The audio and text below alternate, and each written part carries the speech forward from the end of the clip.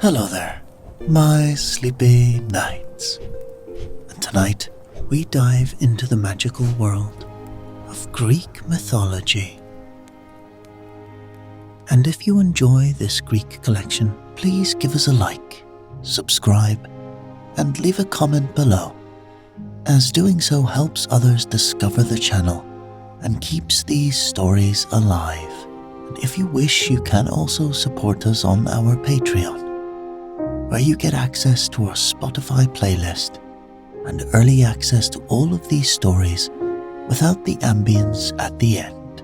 But for now, let's get cozy and step into the mythical world of ancient Greece.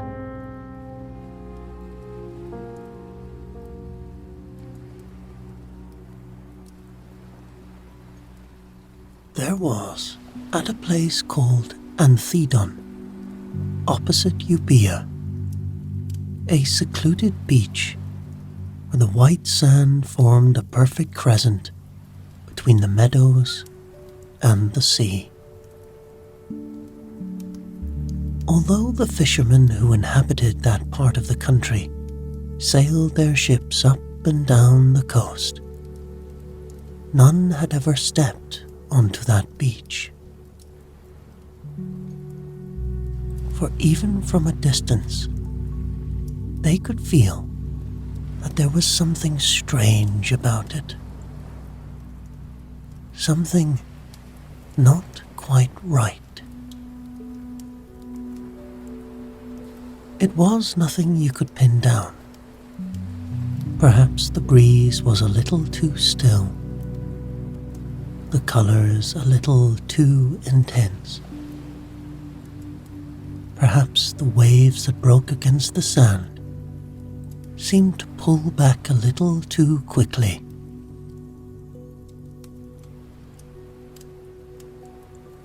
It was certainly true that the animals, who can sense things no man ever can, avoided the place. No cattle or sheep grazed in the meadows. Even the bees passed over the flowers. At the end of the day, there was nothing you could put your finger on. But enchantment has its own peculiar smell, and the beach at Anthedon stank of it.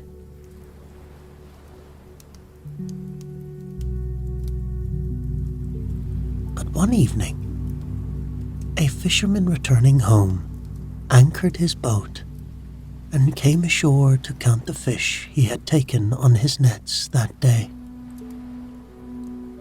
His name was Glaucus, a young, cheerful man who feared nothing. He was in a good mood. It had been a hard day's work, but laying his fish in the sand, he could see that it was an excellent catch. Half a dozen snappers, twice as many mullet, and a prime swordfish lay stretched out in front of him.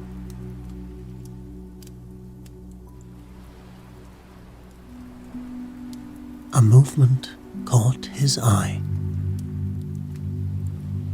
Was it his imagination, or had the tail of the swordfish twitched? He blinked, then shook his head. The fish had been out of the water for an hour. It was impossible. It twitched again.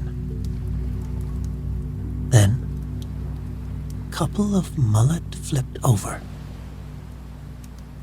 He looked more closely at his catch. All the fish had miraculously returned to life. Even as he sat there, with a reed that he had plucked from the beach clasped between his teeth. The fish began to wriggle back to the sea. He was too surprised to stop them. Often he had been told that Anthedon was enchanted. Now that he saw it with his own eyes, he was more astonished than afraid. Only when the last fish had disappeared into the sea and he realized he had lost his entire catch did he grit his teeth in vexation, breaking the reed.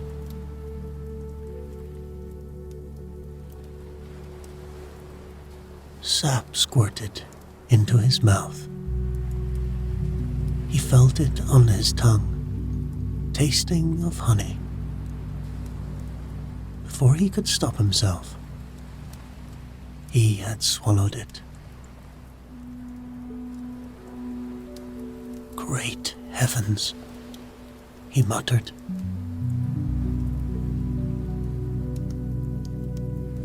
His heart began to beat faster and faster. It felt as if his clothes were squeezing him to death, and, with scrabbling fingers, he tore them off until he stood naked on the beach. But now the sand burnt his feet, and the sun, though low in the sky, beat down on him. He turned and looked at the sea. Oh, how inviting the water was. How he longed to lose himself in the cool embrace. And despite his discomfort, he couldn't help laughing. "Goodbye, world," he cried. "You and I must part company." Then he dived into the water, leaving his boat and his clothes to tell their own story. Glaucus did not drown. As he sank further and further away from the air and the sun, he found, and it was a very agreeable surprise, that he could breathe. And strangely, he felt at one with the element. It was like flying. He wasn't exactly wet, as he would never again be exactly dry. The surface of the ocean was his sky, the seabed his land, and he somersaulted between them, silent bubbles of laughter erupting from his mouth. He felt like a different man, and a different man was just what he was. For the sap had transformed him in more ways than one. His beard, once light brown, was now a rusty green. His hair had more than doubled in length, flowing over his shoulders that were suddenly much broader than they had ever been on land. His arms were dark blue, more peculiar than all of these metamorphoses put together. His legs had somehow fused as one, becoming a fish's tail just around where the hips should have been. But a fish's tail was certainly a great deal more useful than two ungainly feet, as Glaucus soon found out. The merest flick could propel him at speeds along the seabed, and by twisting it, he could dodge the coral and zigzag through the dunes. So began his life under the sea. In the weeks that followed, he was introduced to the sea gods, Oceanus and Tethys, who welcomed him to their world.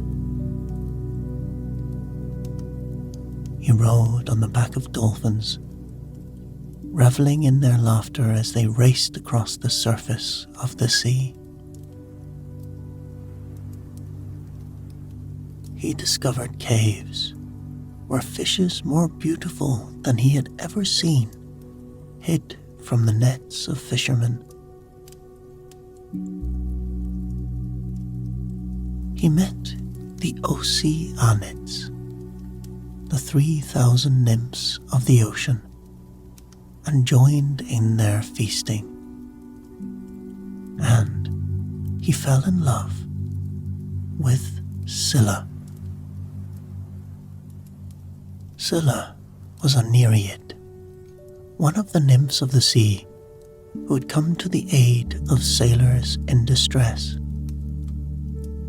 She was the loveliest creature he had ever seen, either in the water or on land. He came upon her in a sunlit grotto where she was sitting on a rock, combing her long, fair hair.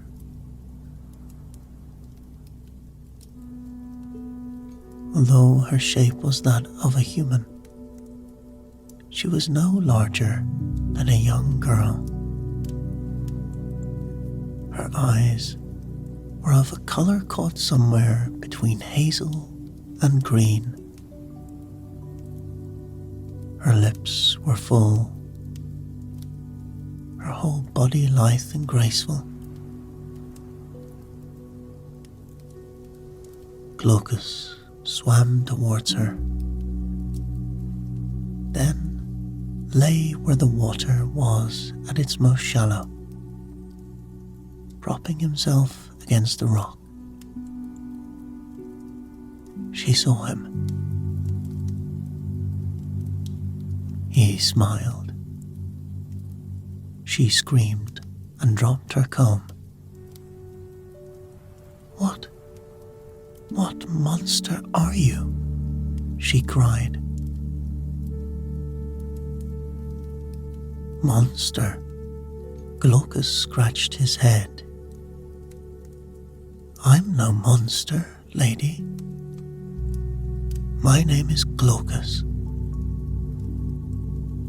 Don't let these blue arms of mine and all the rest of it put you off. Once I was a mortal, a fisherman. Now I'm sort of a merman, and the sea is my home. The gods themselves have made me welcome, and may the gods bless them for it. Now, the thing is, I couldn't help noticing you sitting here. And the thing is, well, I was wondering, you see, if..." Glaucus had gone very red, but even as he spoke, Scylla had turned her back on him and run off into the forest.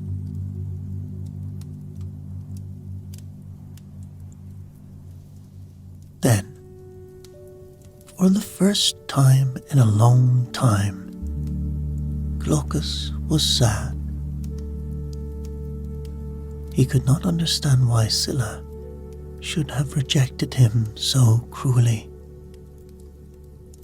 even if his advances had been somewhat inept.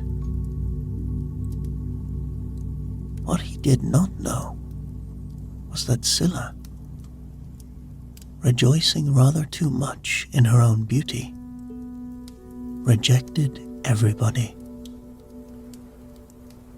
She had not yet found a man good enough for her in her own eyes, and she did not care how she let her admirers know it.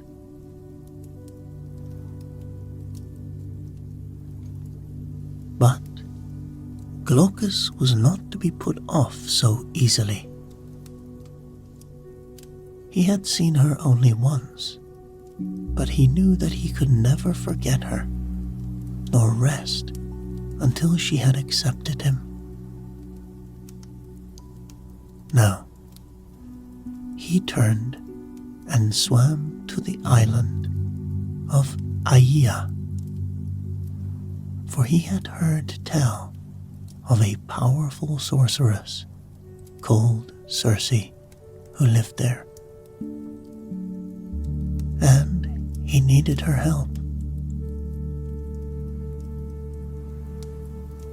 This was the same Circe whom Odysseus would one day encounter on his wanderings after the Trojan War. The daughter of the sun god, Helios. She was a proud and mysterious goddess, skilled in every type of magic, but never to be trusted. She lived in a palace in the middle of a thick forest of oak trees, where wolves and lions prowled. And not all of them had begun their lives as animals. For Circe delighted in feeding her guests potions that might turn them into a wolf or a lion, or something worse.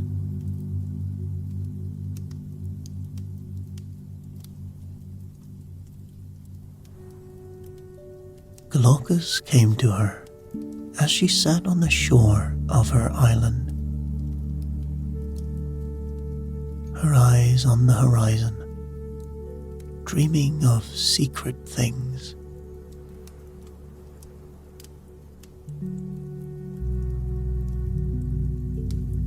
"Great Circe," he cried, "I am only a humble man. Well, not exactly a man, as you can see, but humble all the same. I come to you for help. I know you're busy, but this won't take long. That is, if you agree to help me."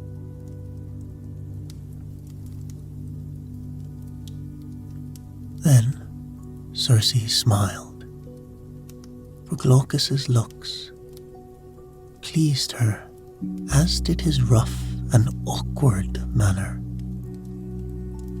"Speak on, little sea creature," she said. "What can I do for you?" "Well, it's like this, Your Majesty. I am in love with a Nereid. But the thing is, she isn't exactly mad about me. Now, what I was hoping was that you could fix me up with some sort of potion. You know, magic herbs or something.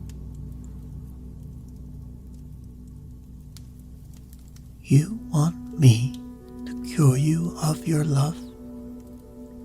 Circe interrupted. Why, no.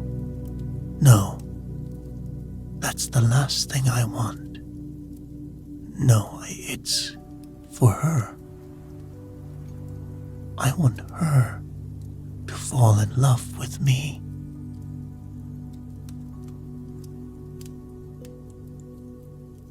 Circe looked at Glaucus thoughtfully.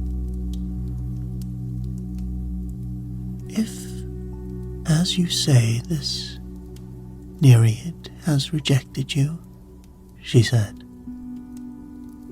then perhaps you should forget her. Would it not be more sensible to search for a woman who loves you as much as you might learn to love her? Someone like myself, for example. I may be a goddess, but I live alone on this island. There is much I could offer you if you were to. Oh no, Glaucus burst in. Begging your pardon, Your Highness, but that wouldn't do at all. I mean, no offense, but really. You should forget this Nereid of yours, Circe snapped.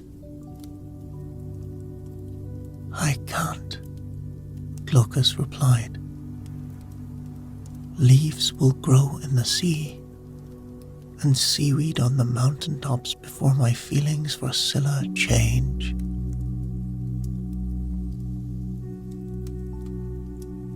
Very well, Circe said, and if Glaucus had been looking more carefully, he would have seen two flames suddenly smolder in her eyes. I will prepare you a potion that will change your Scylla.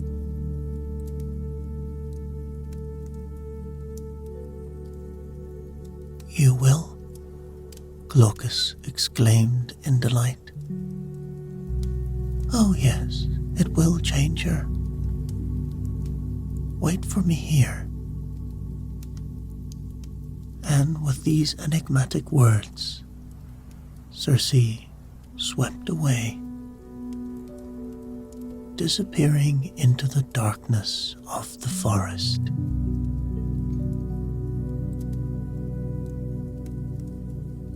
She returned an hour later,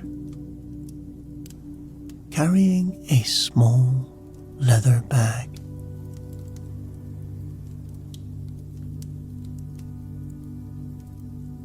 Take the contents of this pouch, she said,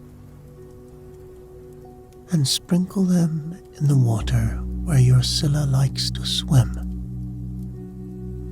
Inside, there are certain roots over which I have chanted magic spells. Sprinkle them in the water and leave the place at once. I think the results will impress you.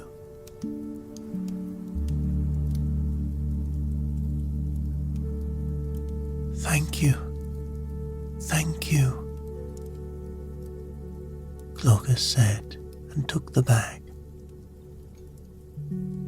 I will never forget you. No, Circe said. You will never forget me.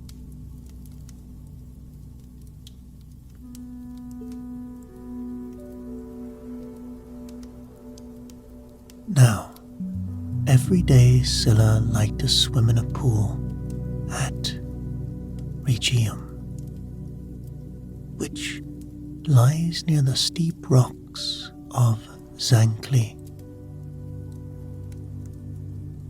When the sun was at its hottest, she would dive into the crystal waters of the pool and stretch herself out on the beach to dry.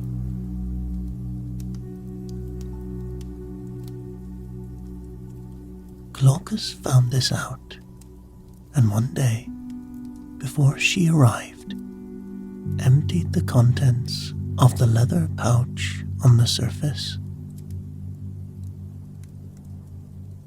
The roots that Circe had prepared were an ugly black, and as they struck the water, they hissed angrily. But not for a minute did he believe that they would do anything but win her love over to him.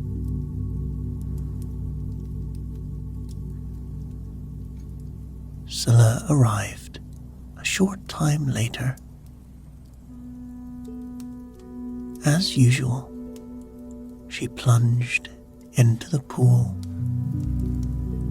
unaware that it had been polluted. She swam slowly but steadily, enjoying the cool of the water beneath the heat of the sun. Then, still dripping, she lay down on the beach and fell asleep.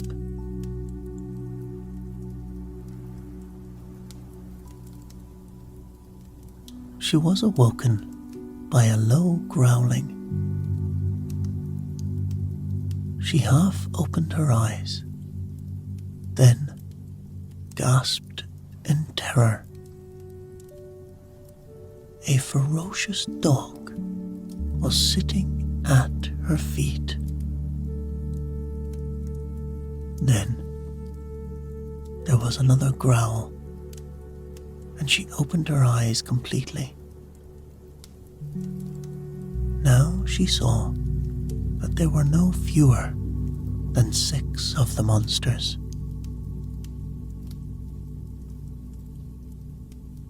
She was surrounded by them, and these were no ordinary dogs.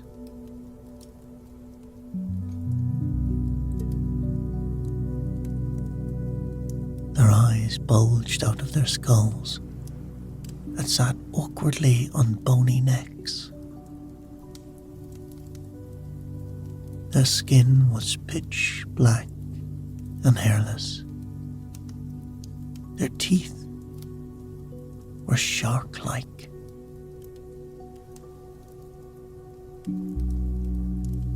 Shuddering, terrified, she moved her arms an inch at a time, reaching for the sand behind her.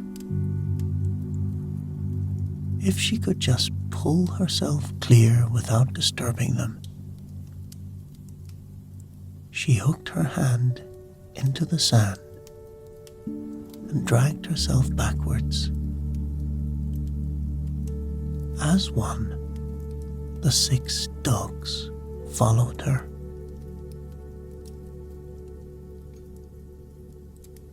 Her heart was beating so painfully that she thought it would burst. But again, as she tried to ease herself away, she moved another 6 inches. The dogs moved another 6 inches. Then her nerve broke. She stood up and tried to run.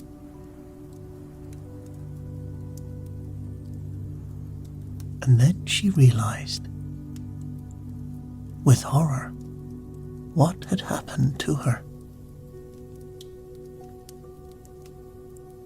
She could not run from the dogs. She could never run from the dogs, for the 6 animals were part of her, growing out of her. She was standing on 24 legs, horrible heads were sprouting out of her waist. She scuttled back from the edge of the sea, moving like a grotesque spider. But the dogs bayed with delight, and far away on the island of Aia, Circe laughed too. Scylla remained where she was, and even after sailors went in fear of her, she had no control over the 6 dogs which would tear travellers limb from limb. And what of Glaucus? Leaves will grow in the sea and seaweed on the mountain tops before my feelings for Scylla change, he had said. But of course, leaves do grow in the sea, and as there are many underwater mountains, seaweed can be said to grow on mountain tops. Gradually, his memory of Scylla and the rejection he had suffered faded. Then his old cheerfulness returned, and he swam away to seek his fortune in the great expanse of the world's oceans. But he never again went anywhere near the island of Aia.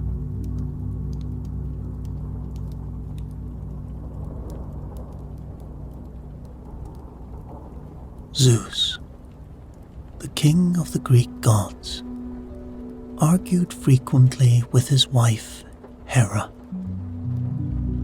Many of these arguments were about young women, of whom Zeus was particularly fond. Unfortunately, it was often these young women who came off the worst from the arguments. Take the case of Io, for example. No sooner had Zeus fallen in love with her than he was forced to change her into a white cow to keep her out of Hera's sight. But then Hera discovered the trick, captured Io, and locked her up in a gloomy cave where she was captured and guarded by a monster called Argus. Argus was well suited to the task because he had no less than 100 eyes. No matter how long or how heavily he slept, at least 2 of his eyes always remained open, so poor Io could never escape. Eventually, Zeus decided that Io had suffered long enough and sent Hermes, the messenger of the gods, to kill Argus and rescue her. But Hermes had a problem. There was no angle from which he could sneak up upon Argus without being spotted. No way that he could take him by surprise. So, instead, he thought up a plan. He walked up to the cave quite boldly, playing a set of panpipes, and the sound of his music delighted Argus so much that the monster became quite friendly. "Tell me, stranger," he growled. Even when he was being friendly, he still growled. So you can imagine what he was like when he was angry. "What is this instrument that you play so skillfully." "Why, sir," Hermes replied, "this is a set of panpipes." "Panpipes," Argus repeated. "What a strange name. Would I be right in thinking they have something to do with frying pans?" "Not exactly," Hermes said, wondering why so many monsters were quite so stupid. "As a matter of fact, they're named after my son." "Your son? Clever boy. Tell me about him." "With pleasure, sir." And so Hermes sat down on the grass in front of the cave, stretching out his winged feet and laying his sword down beside him. It was a warm and sunny day, and already Argus was feeling quite drowsy. No less than 15 of his 100 eyes had closed. 85 to go, Hermes thought to himself. Then, with a smile, he began the story of the panpipes. And this is how it went. Pan was the god of shepherds and of herds.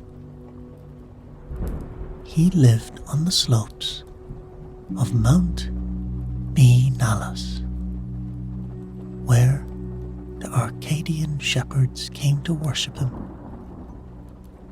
For he was also the god of fertility and of growth. When you prayed to Pan, you knew that your flock was sure to increase. He was a strange fellow to look at. He was shaped like a man, only as far down as the waist. Beneath that, he was shaped like a goat with hairy legs, a tail, and hooves. He also had goat's ears, although he partly concealed these under a wreath of pine leaves. Whatever his appearance, though, you couldn't help liking him. He was always laughing and singing and dancing. He was very partial to wine and frequently drank too much. Pan really was the merriest of gods. Only in the afternoon, when the sun was at its hottest, did he like to find a lonely and sheltered place where he could sleep in peace. To have woken him up at that time would have been a great mistake, for his voice was so loud that it could turn a man's hair white. And if he was in a really bad mood, he would send you nightmares that would keep you awake for weeks. Now, Argus was not enjoying the story very much. It had begun promisingly, but there had been altogether too much description. If only the stranger would use fewer adjectives, he thought, I might enjoy it a bit more. As it was, another 27 of his eyes closed in sleep.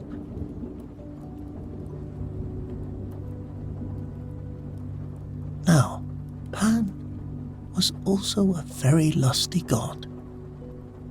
Nothing pleased him more than to chase girls across the fields until they were too exhausted to run anymore. The girls, for their part, would scream when they saw him coming, but secretly they were flattered by his attentions and made quite sure that they didn't run too fast. There was, however, one exception. Her name was Syrinx, and she was a nymph, the most beautiful nymph Pan had ever seen. She had long, fair, pale skin,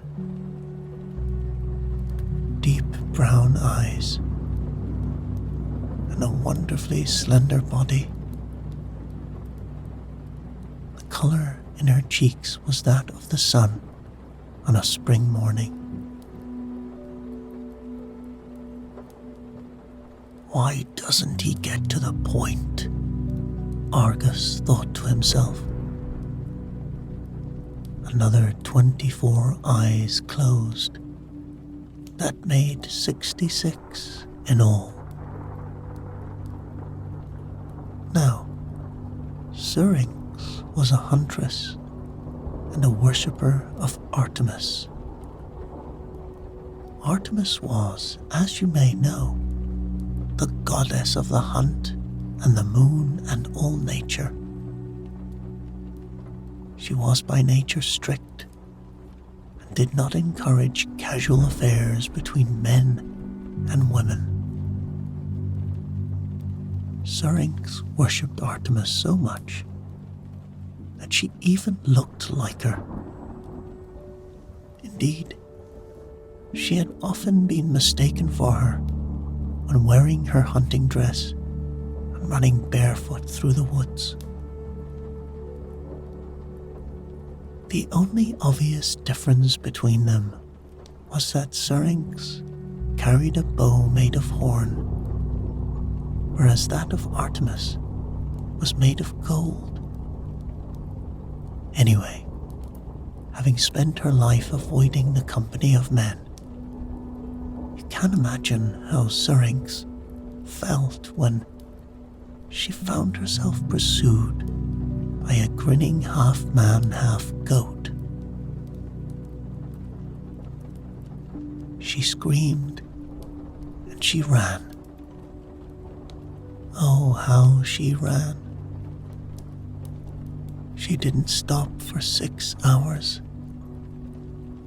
How many animals had run from her in just the same way as she now ran from Pan,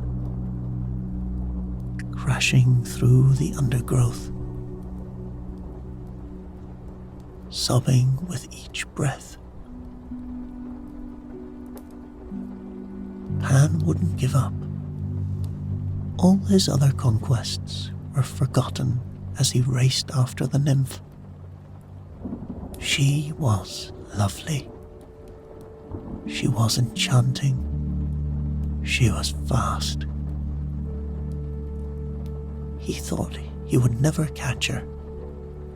But then he saw her slow down and stumble to a halt. A wide river ran through the forest. The river Ladon, and she had reached its edge. She could go no further.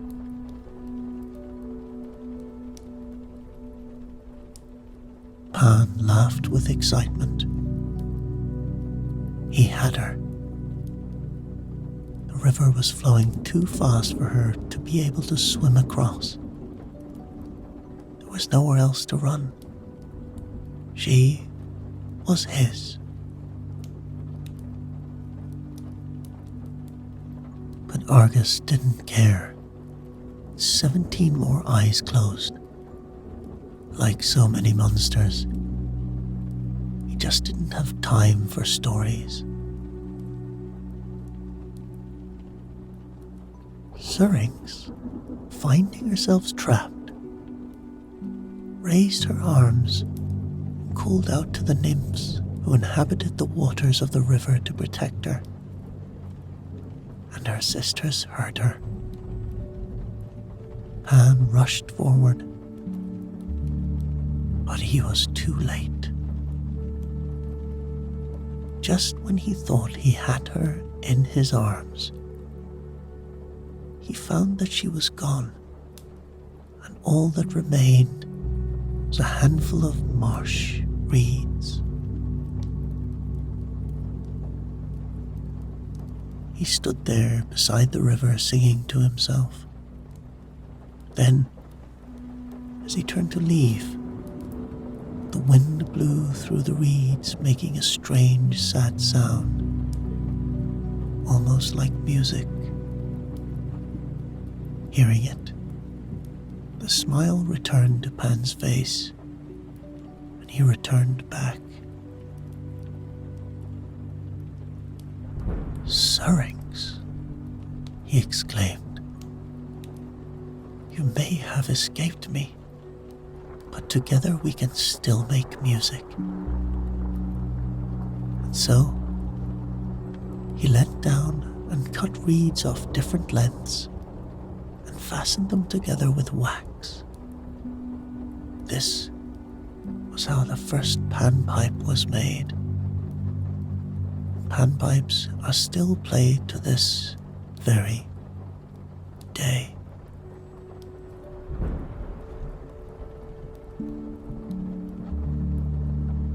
Argus was no longer listening.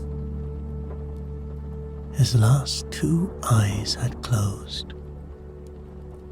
All 100 of them were shut. It was what Hermes had been waiting for. Gently, he lifted his sword, then brought it whistling through the air. The monster's head parted company with his shoulders, and his body rolled away. Then Hermes went into the cave, and although Io's troubles were far from over, at least she was delivered from her prison. Hera, when she saw what had happened to her servant, took his eyes and used them to decorate the feathers of her favorite bird. The next time you see a peacock spread its tail, look closely. You will have seen the 100 eyes of Argus.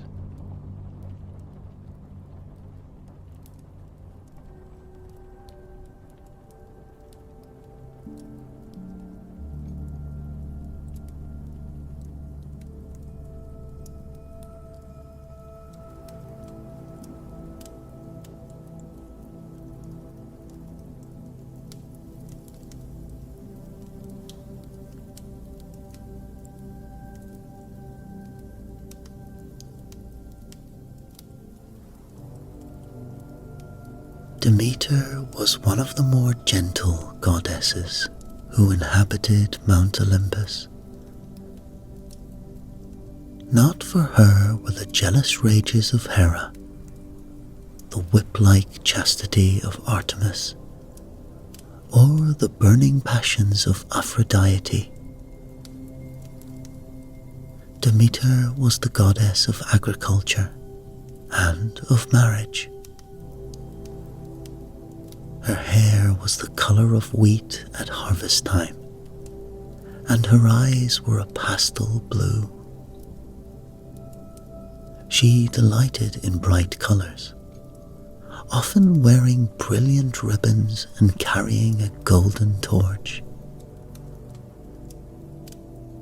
Only once did she really lose her temper. This was when she discovered that the beautiful trees in a grove that was sacred to her were being cut down by a foolhardy young man called Erixychthon. Perhaps he was some sort of early town planner. But whatever his reason for this act of vandalism, Demeter appeared to him disguised as a mortal and asked him if he would be so kind as to stop. His answer was short and unfriendly. Then Demeter assumed her own form and punished him in a way that was truly horrible. She condemned him to remain hungry forever, no matter how much he ate. From that moment on, he seldom stopped.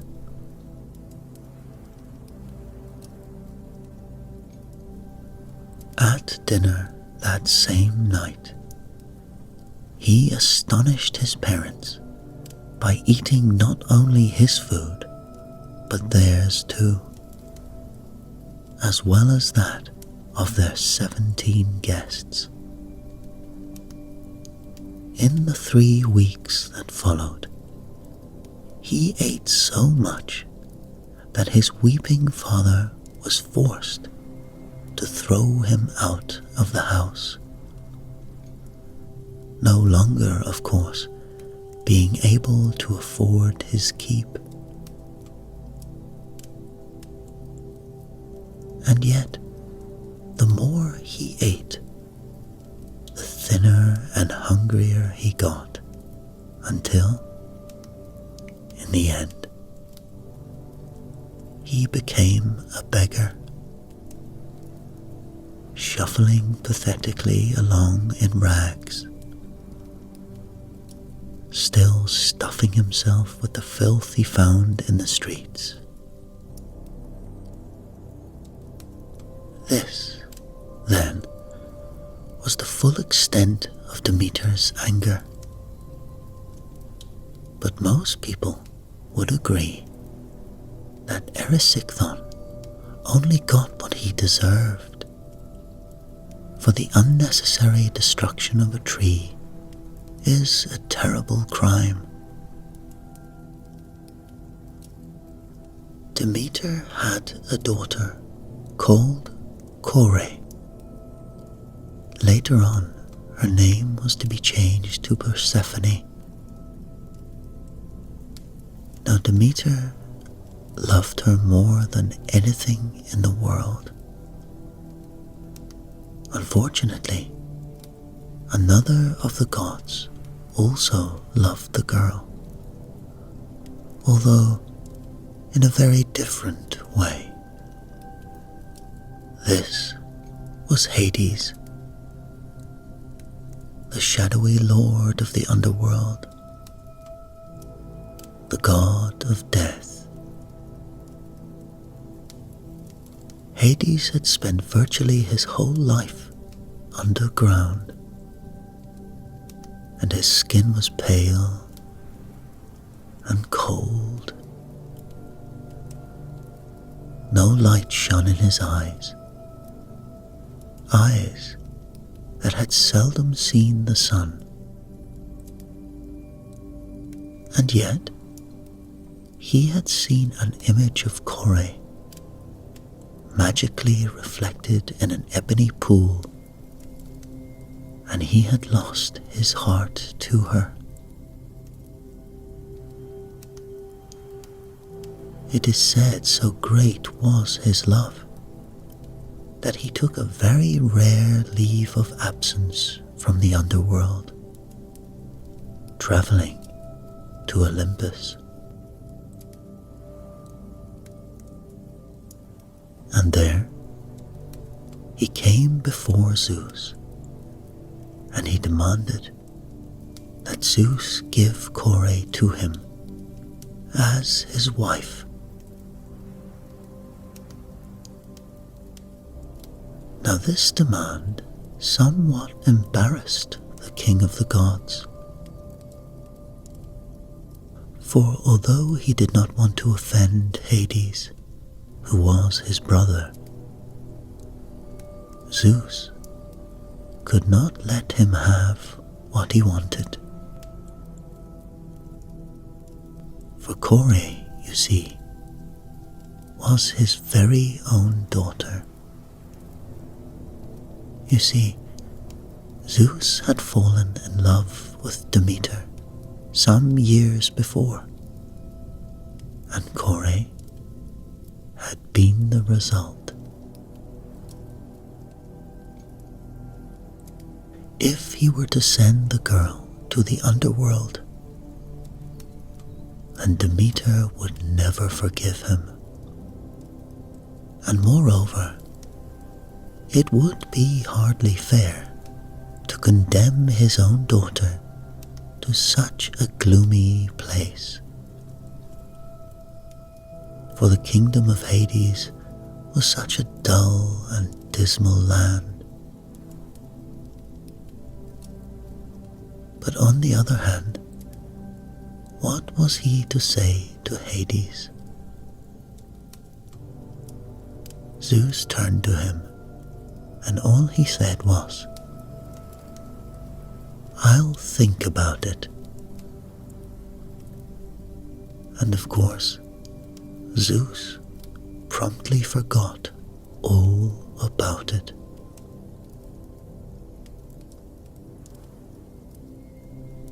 When it became clear that he was not going to get a satisfactory answer from Zeus, Hades decided to take things into his own hands. Well, he did not say I could have the girl, he reasoned to himself, but nor did he say that I could not. And surely, if something is not forbidden, then it must be allowed. Of course it must. In which case, Kore shall become Persephone.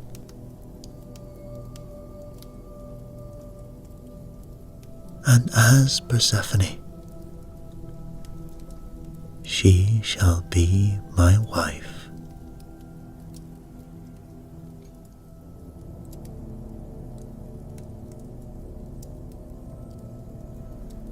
And so it was that 2 days later, Kore found herself kidnapped by the grim god of death. She was living in Sicily at the time and was out in the fields with some of her friends collecting wild flowers for a feast that same evening. Noticing a particularly bright narcissus, she leant down to pick it up. But suddenly, the ground trembled, and as the blood drained from her face, and her friends screamed, dropping their baskets and scattering in all directions, a great chasm appeared in front of her, yawning like a great black mouth.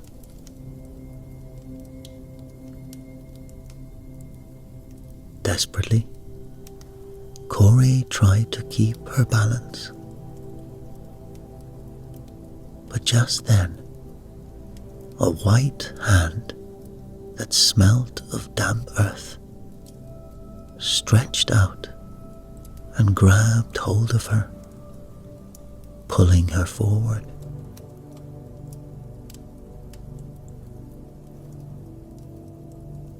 With a hopeless cry, she tumbled forward, disappearing into the chasm.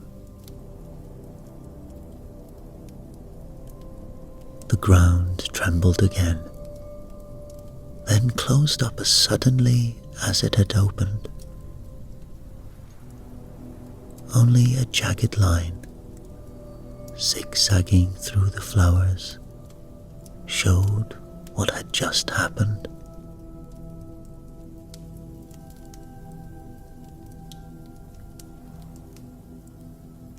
Now, when Demeter discovered that Kore was missing, her grief was overwhelming. Almost overnight, she changed. No longer did she wear ribbons and bright colors. No more was her laughter heard in the fields. Covering herself with a dark veil, she flew round the world on a search that is said to have taken her 9 days and 9 nights. Not once did she stop for food or for drink, not even for rest.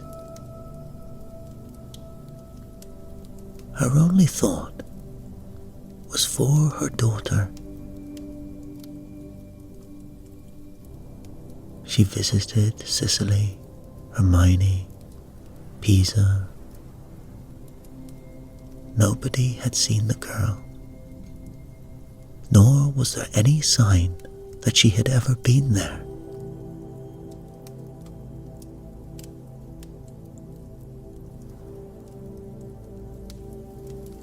At last, she went in desperation to Helios,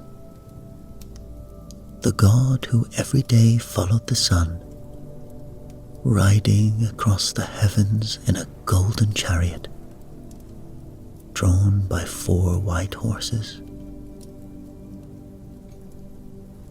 For you see, nothing ever escaped the eye of Helios. Soaring in an arc high above the world, he could see everything. But what he had to tell Demeter chilled her very heart. "You must forget Kore," he said. "Kore exists no longer. Look, if you will, for Persephone, the destroyer of men, for that is what she has become, as wife of the King of Death. Yes, Hades has stolen her from you. Never again will you see her. Where she is now, deep in the shadows of the underworld, she is lost.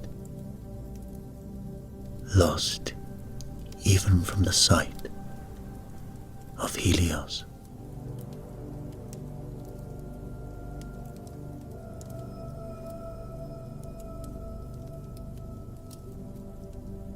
And of course, at once after hearing this, Demeter went to Zeus.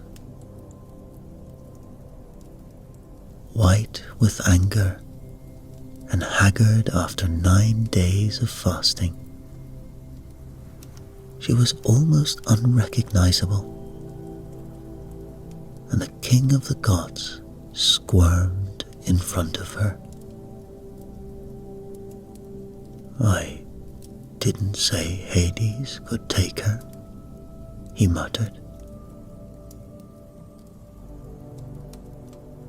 "Did you say he couldn't take her?" Demeter asked. Zeus was silent.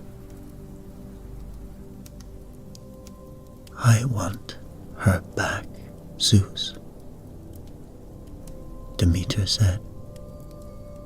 You will return her to me at once.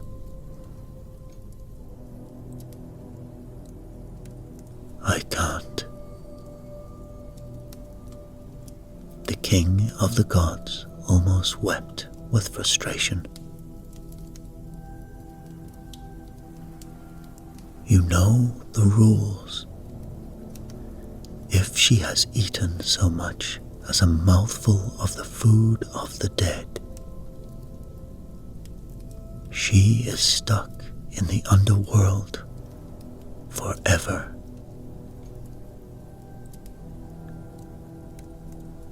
She won't have eaten, Demeter said. She can't have eaten. And anyway, Zeus went on, you know, Hades, there's no arguing with him.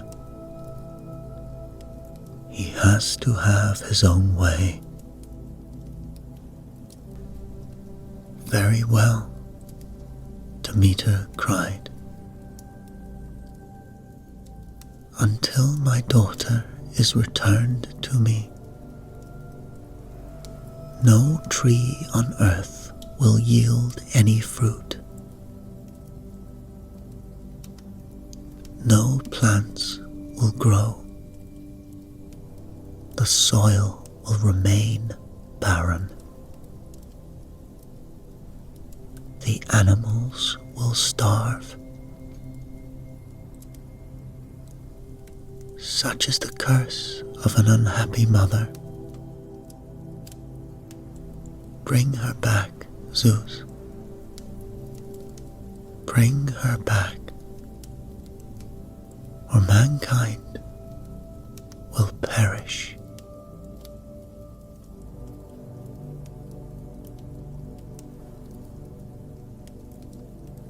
So began a year of unrelenting famine. The crops withered, and even the grass turned brown and rotted. As Demeter had promised, the animals, unable to find any fodder, died by the hundred, their bloated carcasses dotting the arid landscape.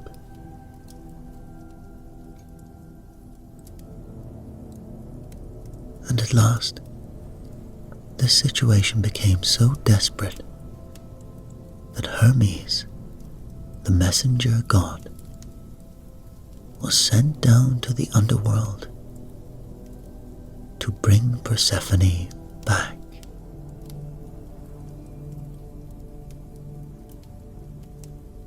Never, Hades exclaimed. I love her. I will never relinquish her. But does she love you? Hermes asked.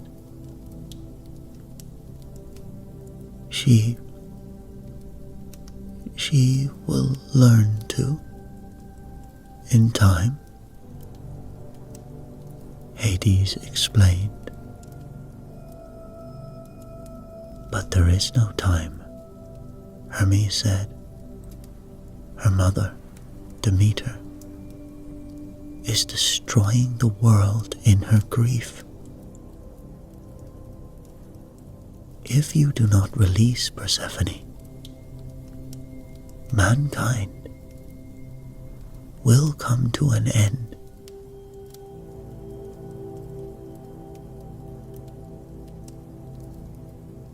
Why should the extinction of mankind be of any concern to the god of death? Hades asked.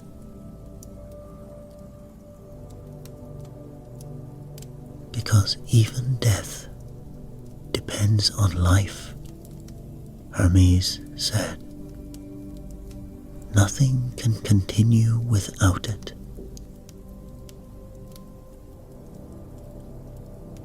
The king of the underworld thought long and hard. But then he nodded his head. "Yes, you speak the truth," he said. "Very well then. It seems I am defeated. My wife, my Persephone, she must go."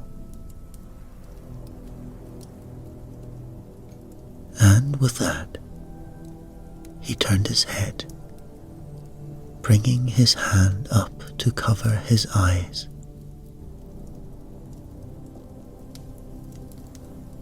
When Persephone heard that she was to be returned to the world of the living,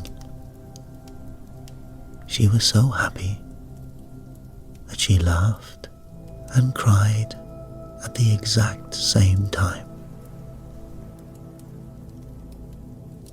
But one of the gardeners of Hades, a man by the name of Ascalaphus, also heard the news, and at once he crept off, and changing into his best clothes, knelt before Hades.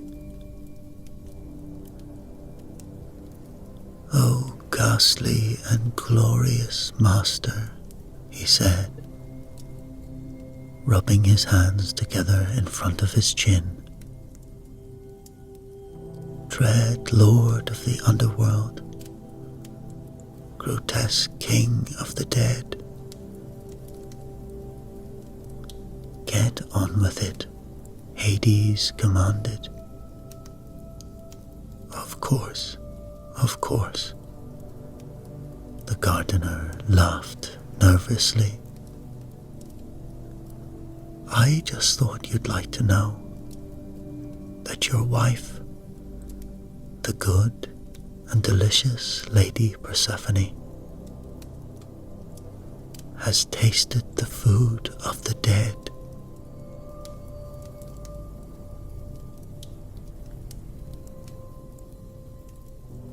"That's impossible," Hades said. "She has refused to eat since the day I brought her here. Not so much as a crust of bread has passed her lips."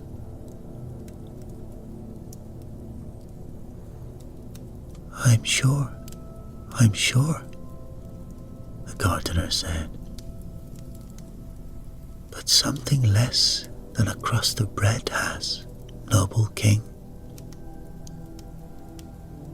For you see, with my own eyes, I saw her eat 7 pomegranate seeds. Yes, in the garden, I saw her."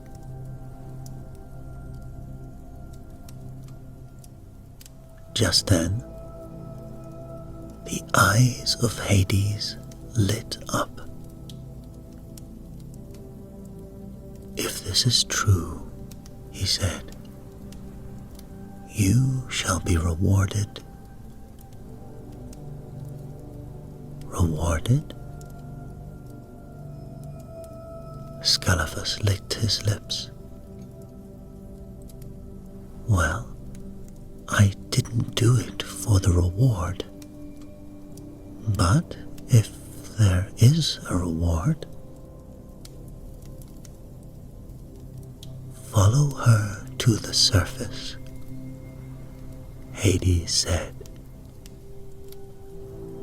"Follow her and do what must be done."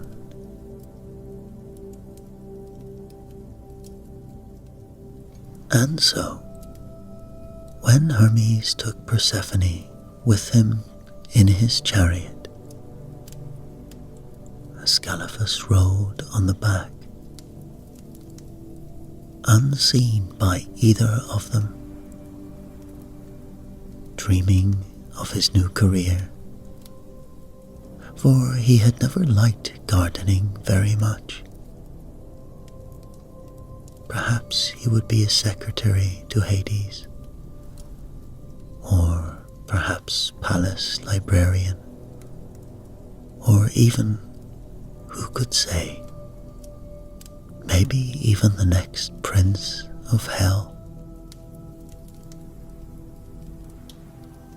And no sooner had Demeter received her daughter in a joyful embrace than Ascalaphus stepped forward with a crooked smile. "Persephone has eaten the food of the dead," he cried out. "She must return with me to the underworld. There's nothing any of you lot can do about it, for it is the law."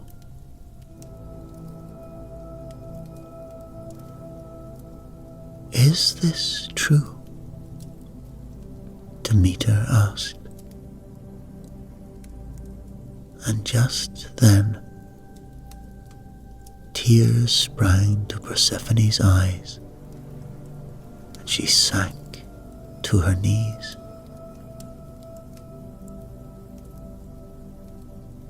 "Yes, Mother," she whispered.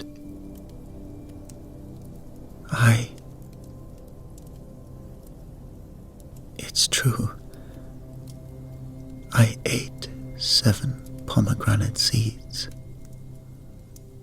But that was all I ate. Although I was 1 year in that horrible place,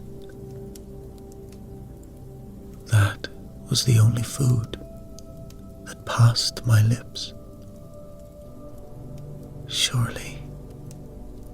Surely it doesn't count. But by now, Demeter was weeping too.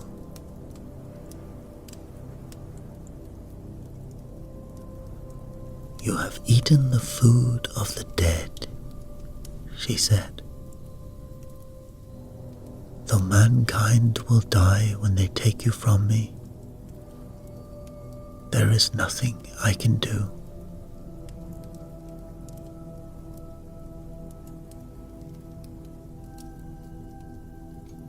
When the gods heard what had happened,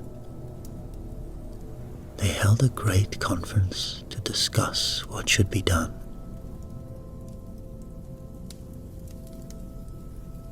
On the one hand, nobody wanted the world to end, but nor could they allow Persephone to remain in the land of the living.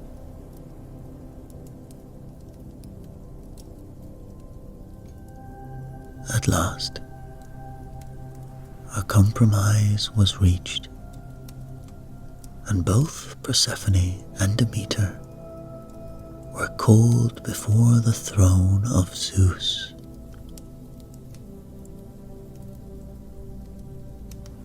"We've come to an agreement," Zeus explained. "And I hope it satisfies you, because it really is the best we can do. Listen. What would you say if we allowed Persephone to stay in the world for 6 months of the year,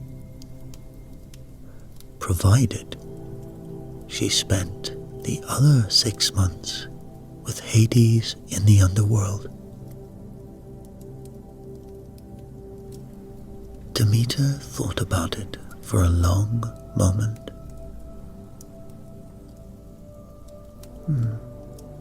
Make it 9 months with me and 3 months with Hades, and then I will agree, she said.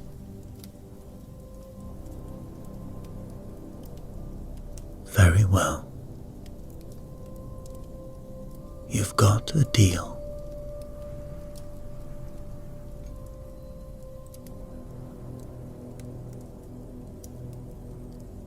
And just at once, the famine ended. 9 months later, Persephone went back to begin her spell in the underworld. And although she was never a truly loving wife to Hades, she was never unkind to him.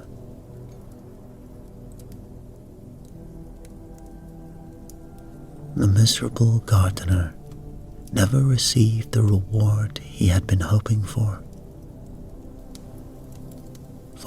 Persephone punished him for his treachery by pushing him into a small hole and covering him with an ornamental rockery, complete with flowering hibiscus border and fish pond.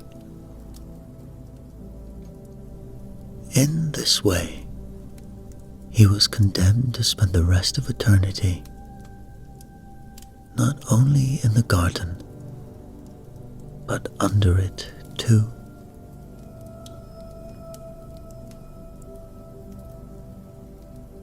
This myth explains why it is that for 3 months every year, the cold season comes, and it looks as though the world has gone into mourning.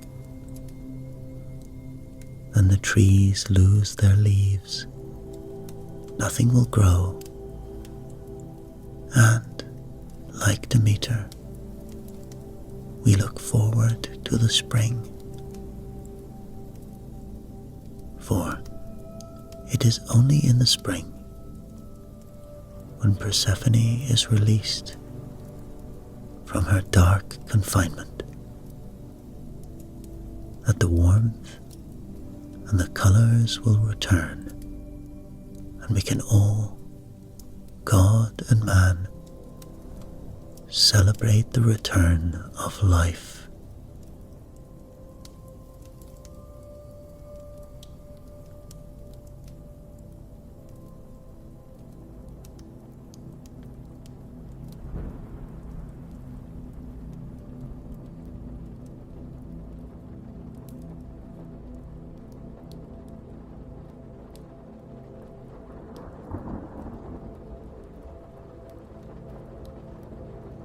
There was once a fool. Of course, there have been far more fools than one, and fools more often than once. But this particular fool was a king, so his foolishness mattered. Now he lived in Greece, at the foot of Mount Olympus, and his name was Midas. All Midas thought about was gold. All day, while the golden sun shone, he shut himself away in dark vaults, counting his gold. All night long, while the golden firelight glimmered, he shimmered over his accounting books, reading the words to himself. 12 bars of gold in my vaults, 20 plates of gold on my table, 10 rings of gold on my wife, 400 gold coins in my tax coffers.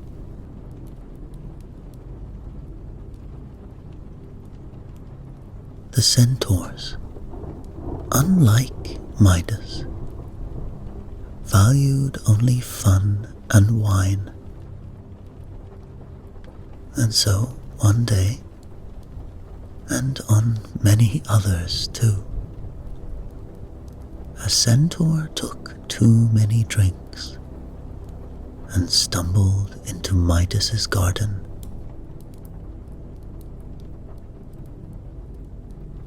"I am lost," he told the king.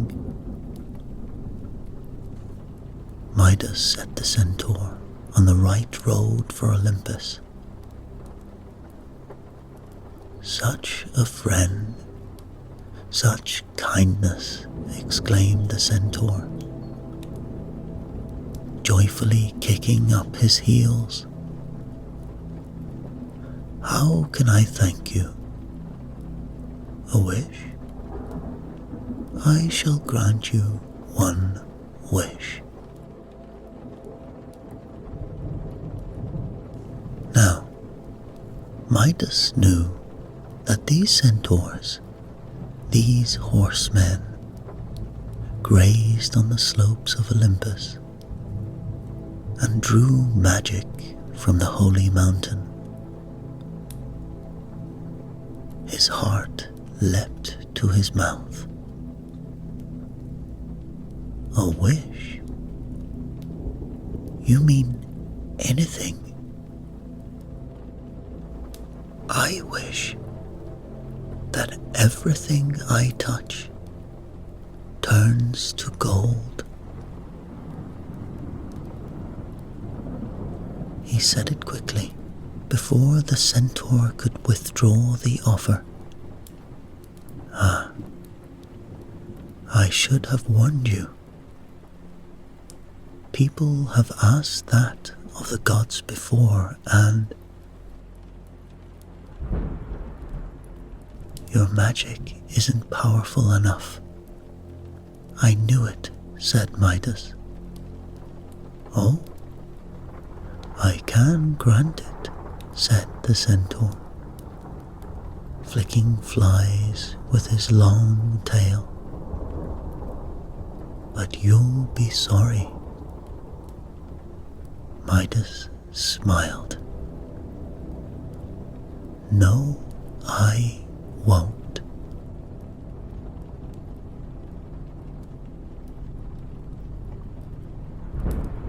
The centaur pronounced no spell. He did not spit or clap or chant. So, when he trotted away towards Olympus,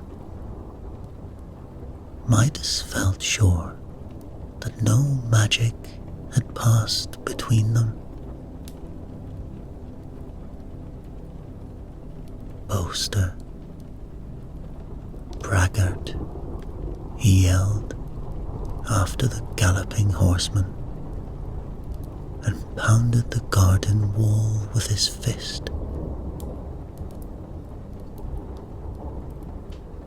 But the wall felt smooth under his hand. It gleamed, and it glittered in the sunlight. Gold. Midas ran to his treasury and touched all the brass coins. They instantly shone gold,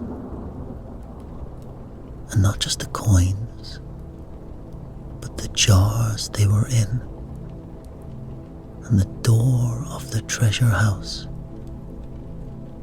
all gold.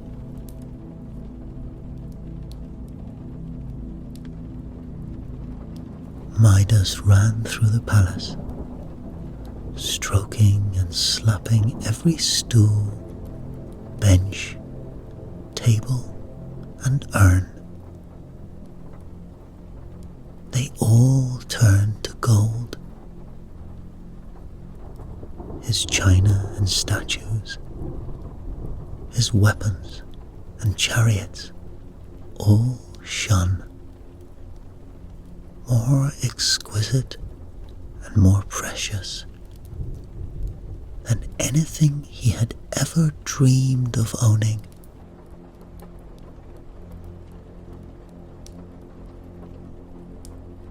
When we charge into battle, he told his horse, patting its fat rump, we shall dazzle our enemies, you and I.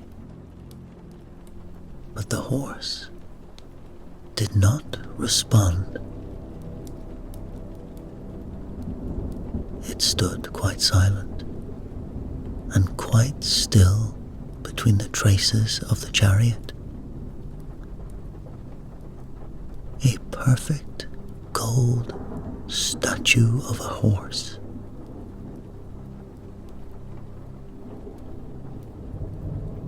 Midas was a little startled, but after a moment he shrugged his shoulders. It made a fine statue for his new golden palace, and fresh horses can be bought by the dozen if a man has the gold to buy them.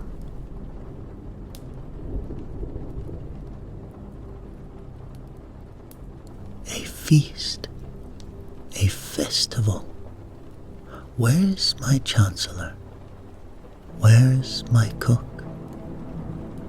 Invite everyone. Spare no expense. Let the world know that Midas has gold. Midas has gold enough to buy up every sword, every horse, every acre of land in the world. I shall be unconquerable. I shall be worshipped.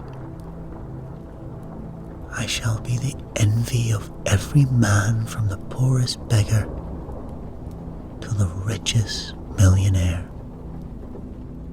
I shall be the richest millionaire. A millionaire 1,000,000 times over. Cook, where are you?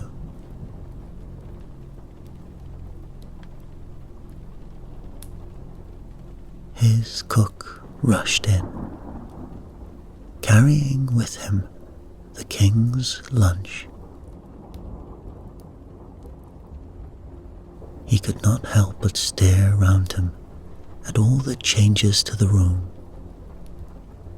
The gold ornaments, the golden furniture. Midas snatched the bread impatiently off the tray and bit it. Huh? What are you feeding me these days? Rocks? When he threw down the bread in disgust, it skidded across the golden floor. A golden loaf of bread.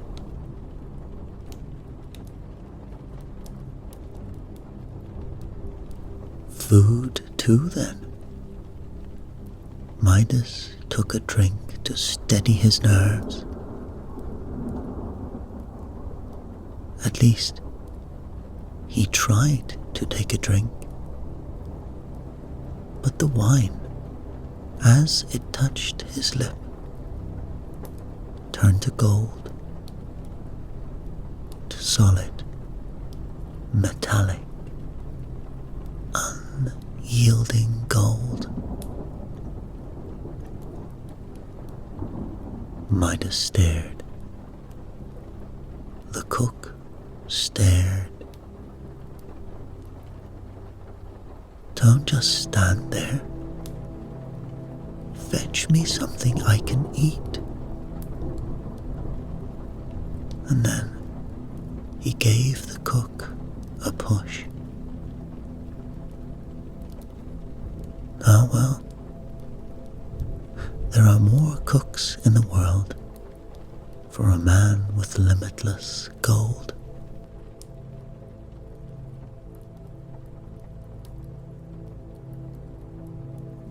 Midas sat down on the ground beside the golden statue of his cook. His clothes, one by one, in touching his skin, had been turning to gold around him,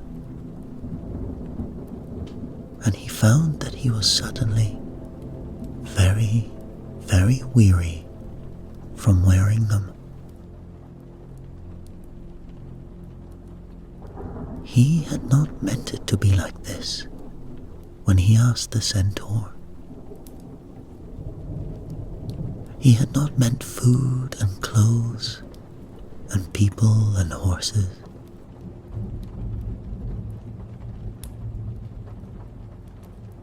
Midas began to wonder, how long does it take for a man to starve to death? But just then, his queen came in, and ahead of her, their little daughter. Midas tried to warn her. He tried to stop the girl running to him with outstretched arms. But the child was too young to understand. Her little fingers closed round Midas's hand and stiffened and grew cold and could not be prized open again. Her face and features too hardened and set, and the eyes were plain gold orbs in their golden sockets. The golden mouth frozen, forever half open to speak.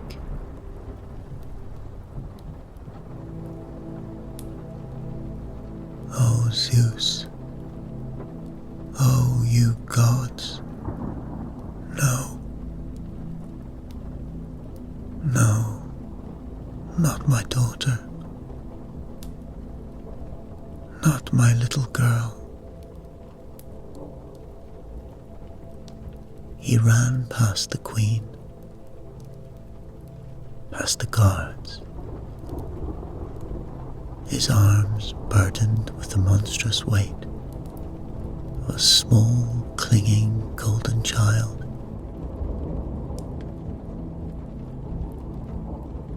He ran out of his golden palace and its golden gardens.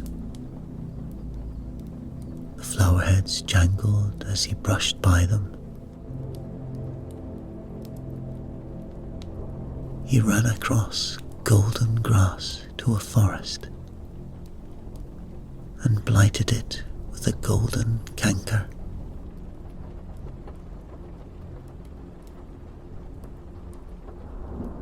He ran through orchards till the sight of the fruit maddened him with hunger.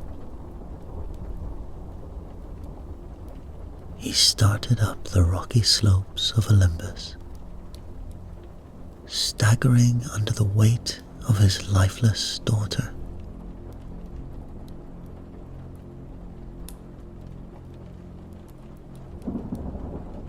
How long does it take for a man to die of loneliness or a broken heart?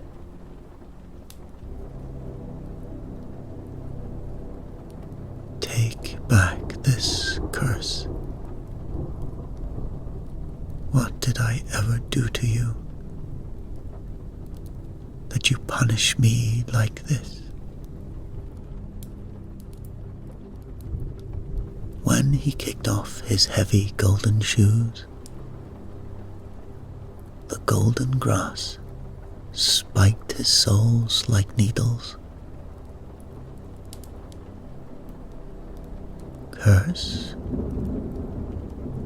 No, I thought I granted you a wish, said a familiar voice. The centaur trotted out of a nearby cave.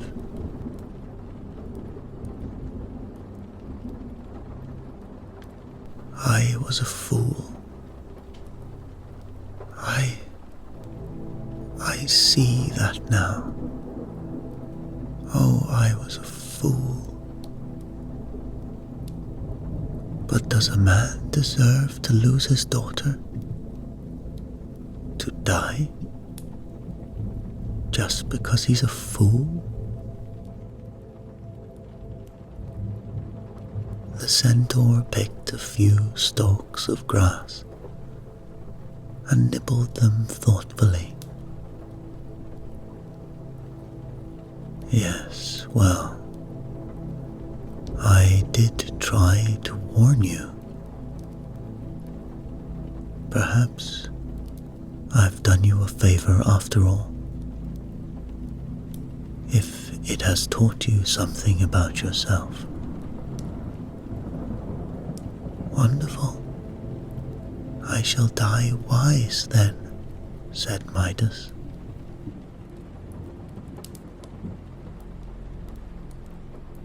The centaur blew through his lips. If you take my advice, you'll go to the river and jump in it, he said. You mean kill myself? Is that what you mean? Gasped Midas. No, you fool, said the centaur. Wash yourself.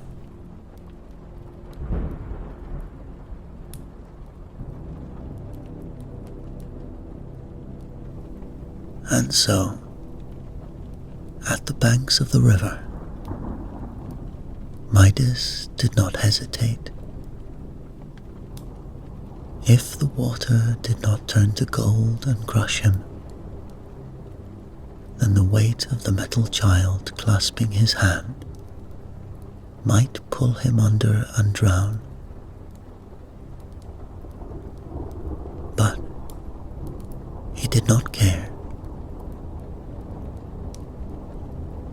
He flung himself into the river, and its water closed over his head.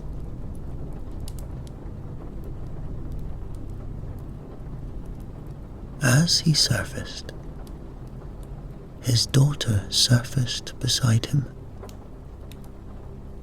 spluttering and terrified, not knowing why or how she came to be swimming. Father, she said, where are all your clothes?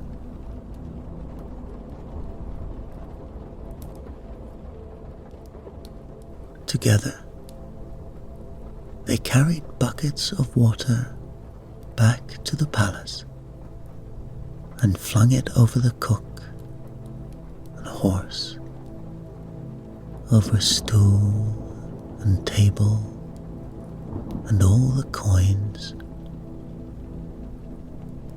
The color of gold was loathsome to Midas,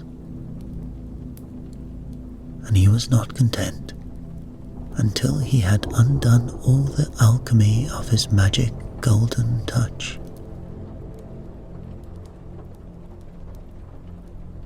Never again did he dream of gold, except in nightmares. Never again did he yearn to own gilded ornaments and mounds of yellow riches. No. For Midas had learned his lesson, hadn't he?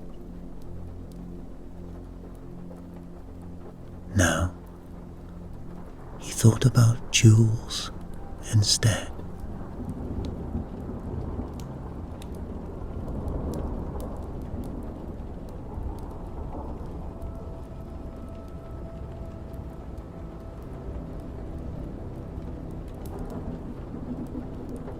After the first primordial deities emerged from chaos, the 12 mighty titans were born as the next generation of gods. Cronus, one of the titans, overthrew his father Uranus and took power. However, Cronus was told a prophecy that he in turn would be overthrown by his own child. Therefore, he swallowed each of his children as they were born: Poseidon, Hades, Hestia, and more. But his wife Rhea managed to hide their sixth child, Zeus, far away from Cronus in secret, tricking Cronus into swallowing a rock instead. When Zeus became an adult, he set out to confront Cronus. He eventually tricked Cronus with a potion into vomiting up Zeus's previously swallowed siblings, who were still alive.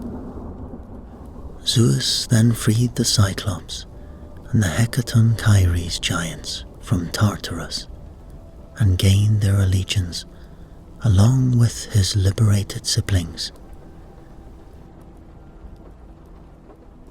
After a titanic war between the Olympians and Cronus's forces that lasted 10 years, Zeus and the young gods finally prevailed, defeating the Titans and casting them into imprisonment in Tartarus. More earthly turmoil followed as various monstrous beings and giants attacked the gods, but Zeus's powerful lightning bolt weapons always prevailed in the end. Finally, Zeus's reign was secure, and Greece entered a time of relative stability and peace under the gods of Mount Olympus.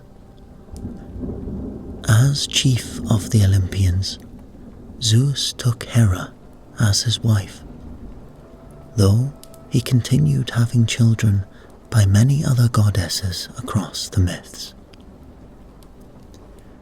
The gods and goddesses enjoyed an existence of divine luxury and indulgence in their ornate palaces on Mount Olympus, while overseeing the affairs of mortal men on earth below.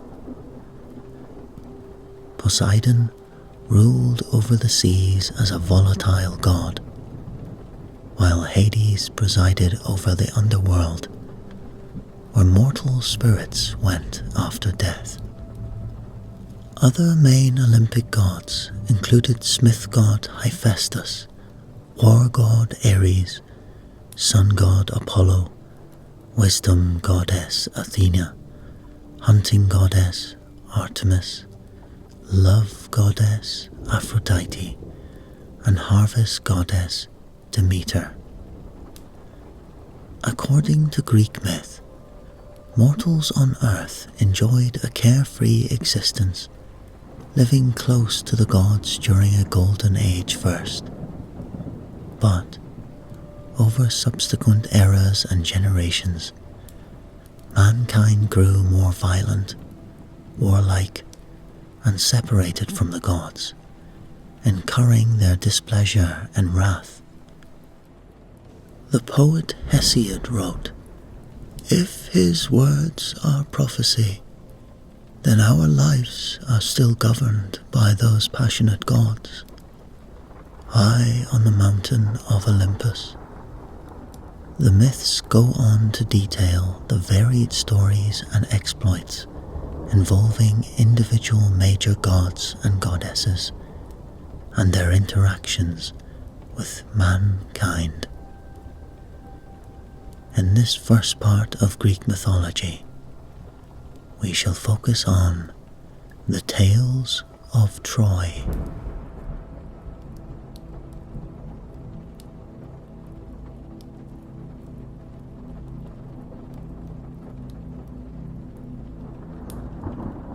The city of Troy grew on the low hill on the plain near the entrance to the Hellespont, founded by Ilus, a descendant of Zeus, who marked out the boundaries of a city and settled there.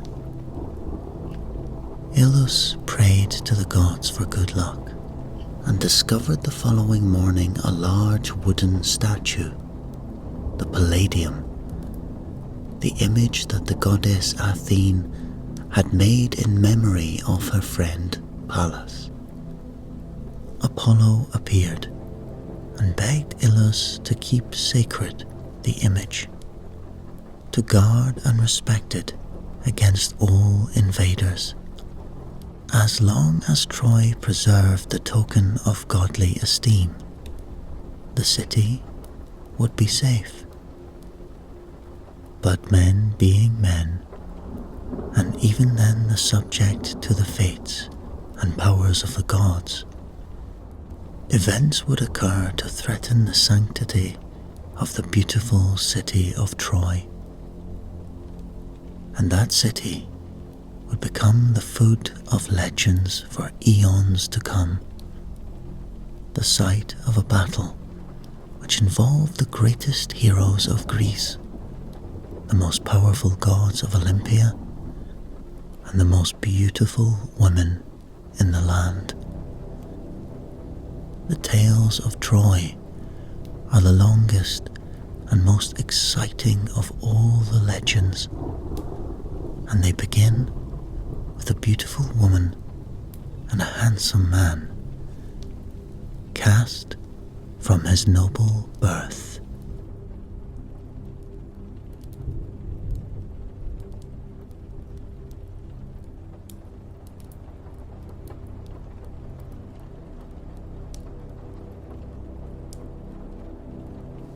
The good name of Troy had been blackened over the years by many of the gods who had been wronged by their leaders. These gods held a grudge that was relaxed only under the shrewd and swift-footed King Priam, who took over the reins of Troy and allowed her once more to blossom. Now, Priam was a superstitious and careful monarch, never erring in order that his command of the lovely land might be released. And when his wise wife Hecuba dreamed that she had borne a firebrand, their youngest son was cast away, left to die on the heights of Mount Ida. This child was Paris, but he did not die. He was suckled by a bear and brought to live with the herdsmen of the mountains, where he grew strong and handsome, proud and respected by his peers.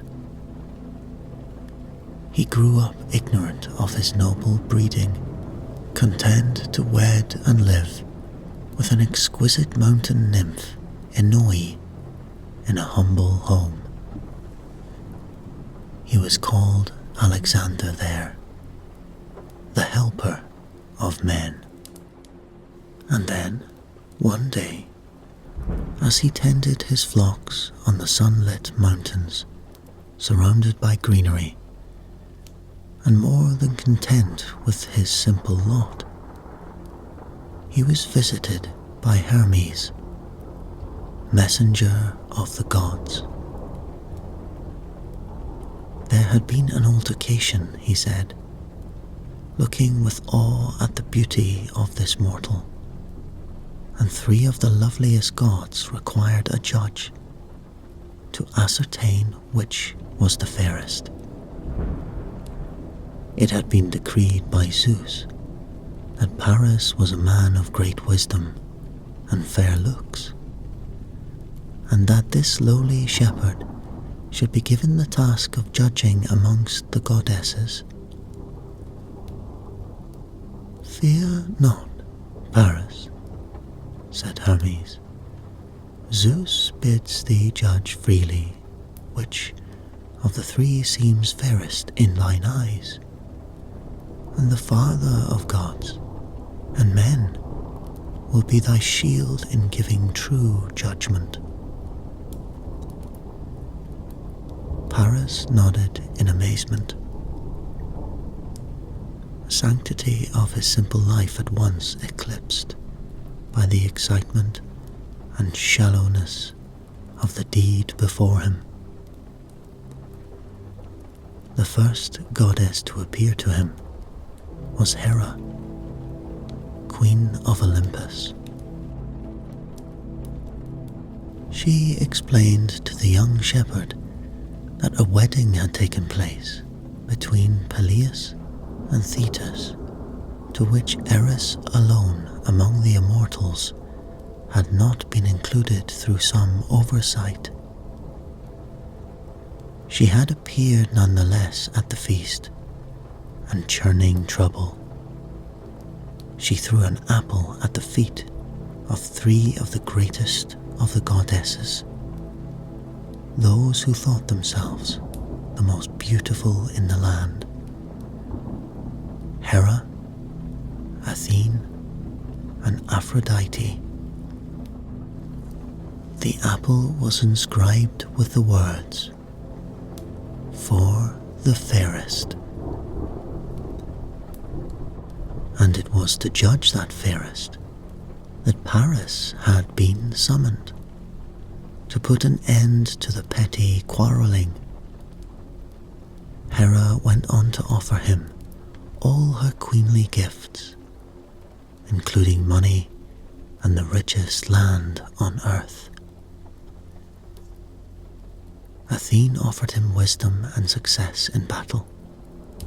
"Adjudge the prize to me," she whispered, "and thou shalt be famed as the wisest and bravest among men." The third goddess was Aphrodite, as beautiful certainly as her sisters, but with cunning that matched her looks. "I am Aphrodite," she said, softly, coyly drawing herself up to the shepherd. "I can offer 3 gifts that are sweeter than any on earth. He who wins my favor needs only love to be loved again. Choose me, and I promise thee the most beautiful daughter of men to be thy wife." And although Paris was wed already, he chose Aphrodite without a moment's hesitation, and he gave the golden apple to the goddess of love, who thanked him with such a radiant smile that his cheeks were rouged with pleasure. It was with this glow of gratification that Paris set off the next day to take part in the games arranged each year by King Priam to commemorate the death of his youngest son, Paris. It was his first visit to the city since his birth, and he was anxious to test his strength. He excelled at the games.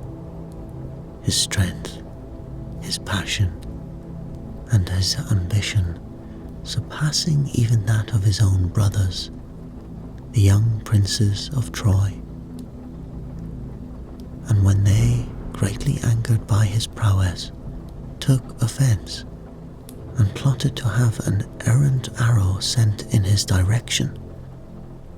His sister Cassandra, who had a gift of divination, shouted out, not knowing what she said, "Do not raise your hand against your brother."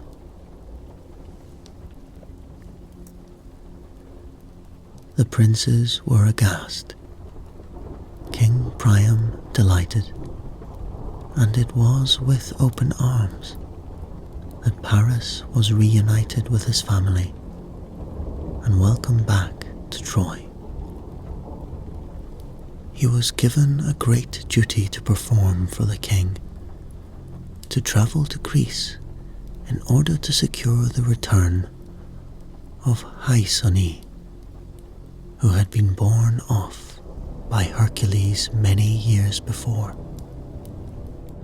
Cassandra alone was against this venture, her prophetic vision showing her death and destruction that would lead to a great war against Troy. But her words were ignored, and Paris set off on his voyage, stopping during its course to visit Menelaus, king of Sparta, who was married to Helen, the most beautiful woman in the world. It was this diversion which led Helen far from her marriage vows and into the arms of another man in an elopement which would excite the world of Greece and begin a battle that would run for 10 long, bloodthirsty years.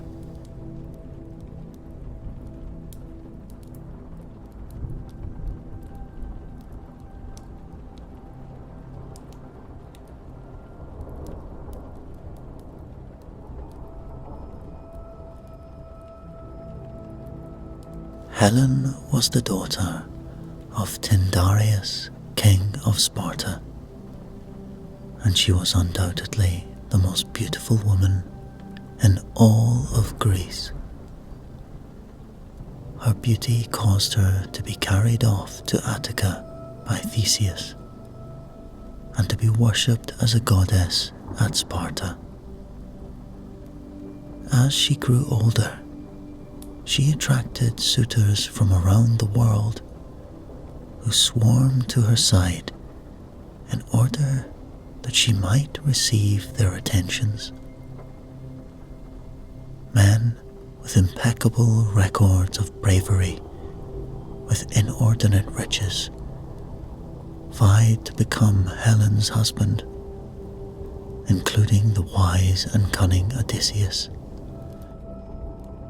Tyndareus did not wish to offend the great men who offered their hand to Helen, and so he chose the wealthiest of princes, Menelaus, brother of Agamemnon, lord of Argos, who was married to Helen's half-sister, Clytemnestra.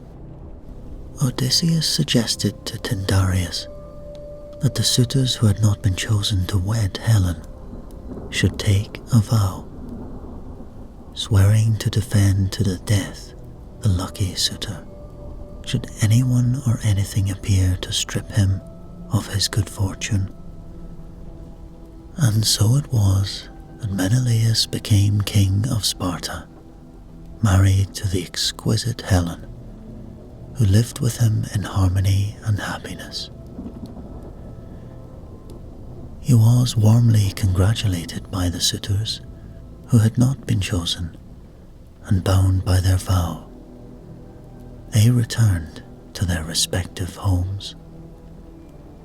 Tyndareus marked the occasion by providing an offering to the gods, but it was ill fortune indeed that he omitted Aphrodite in his address, an oversight that would be long remembered and regretted by mortals and gods alike. Helen gave birth to 3 children, and all was well in the luxurious palace, where food and drink were plentiful, where Menelaus ruled fairly and kindly, and where Helen and Menelaus grew to find a mutual respect and adoration for one another. And then, one cruel day, the fates chose to send to Sparta the ship of Paris, who decided, from the moment he set eyes on Helen, that he must have her as his wife.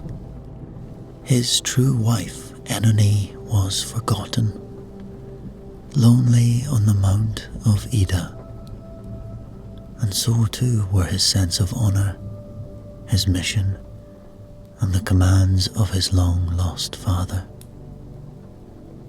He called to Aphrodite to fulfill the promise she had made to him on the hillside. And when honest Menelaus set out on an expedition, he trusted the lovesick Paris to care for his wife in a manner befitting his status. Before he could return, Paris had eloped with Helen, leaving behind Hermione, her daughter by Menelaus. With treasure they had looted from the palace of Menelaus, Paris and Helen sailed idly, deep in love that blossomed as they travelled. It was only after months of tender lovemaking and a true rich affection that Paris returned home to Troy to show off his new prize. On their journey, however, the sea became suddenly calm, no breath of air rippling her surface. An eerie silence fell upon them, threatened to overwhelm them with its sinister threat of ill fate. And then, from the sea, rose a creature so fearful that Paris thrust Helen below the deck, and his sword ready, moved forward to hear its words. The quiet was deafening. The creature spoke not, but laid its dripping trident across the prow of the ship and leant forward. Its mighty weight dipping the vessel dangerously close to the edge of the sea. And then it uttered words that chilled the heart of Paris. I am Nereus, god of the sea. Ill omens guide thy course, rubber of another's goods. The Greeks will come across this sea, vow to redress the wrong done by thee, and to overthrow the towers of King Priam. How many men, how many horses I see there, dead for thy misdeed. How many Trojans murdered for thy sins. How many Trojans laid low about the ruin of their city.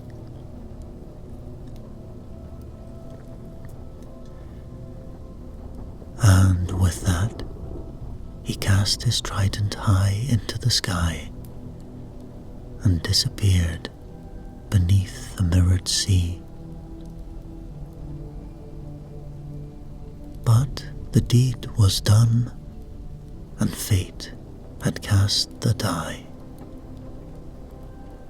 Paris had been weak in mind and body, and for those sins he would bring about the disgrace and disintegration of Troy and her people.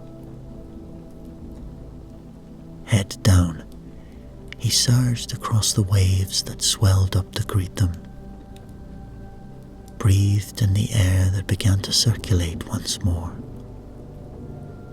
In the name of love and on the wings of pride, he continued on to Troy, determined to build a life there with his lady love.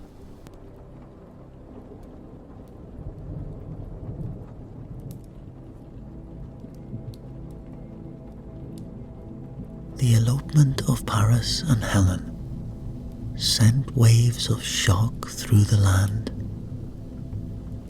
Menelaus, his trusting soul rent by sadness, gathered together those men who had pledged an oath to aid him in times of trouble. He called upon the great rulers from other lands, men who would take up their arms to recover his beloved wife and to punish the violator of his home. He and his brother Agamemnon were the greatest and most powerful lords of Peloponnese, and together they summoned the finest leaders of the land to bring their ships and their most courageous warriors for war against Troy. And ever respectful of these two great men, all but two answered the call and set out for Troy. One of these men was Odysseus, a crafty and highly regarded leader of the small island of Ithaca. Odysseus had recently married his great love, Penelope, who had given birth to their son, Telemachus. He had found great happiness with his family, and was loath to quit it for a war which had been predicted as long and painful. An oracle had confirmed to him that he risked 20 years of separation from his home and his wife if he travelled to Troy. And he was not inclined to respond to the summons. Instead, he feigned madness, and when he was visited in person by Menelaus and Palamedes, he put on a rustic cap and ploughed salt into the furrows of his rocky land, with an ox and an ass yoked together. But Palamedes was not fooled by this show, and he laid down the infant Telemachus in the path of the plough, at which Odysseus was forced to admit his deceit, pull up the team and rescue his son from certain danger. And so it was that Odysseus travelled reluctantly to Troy, where the oracle proved true, but where he made his name as the most distinguished warrior of all time. Achilles was also summoned, but had defied the call on the advice of his mother, who had dressed him in the garb of a maiden and hidden him among the daughters of the king of Skyros. He was the son of Peleus, a mortal who had married the goddess Thetis. Achilles was the youngest of many children born to Thetis, but all had died as she attempted to immortalize them by holding them over a fire.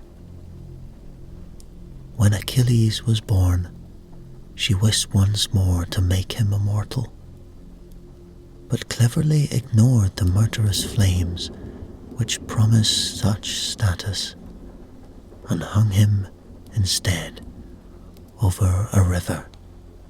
making him invulnerable by dipping him into the waters.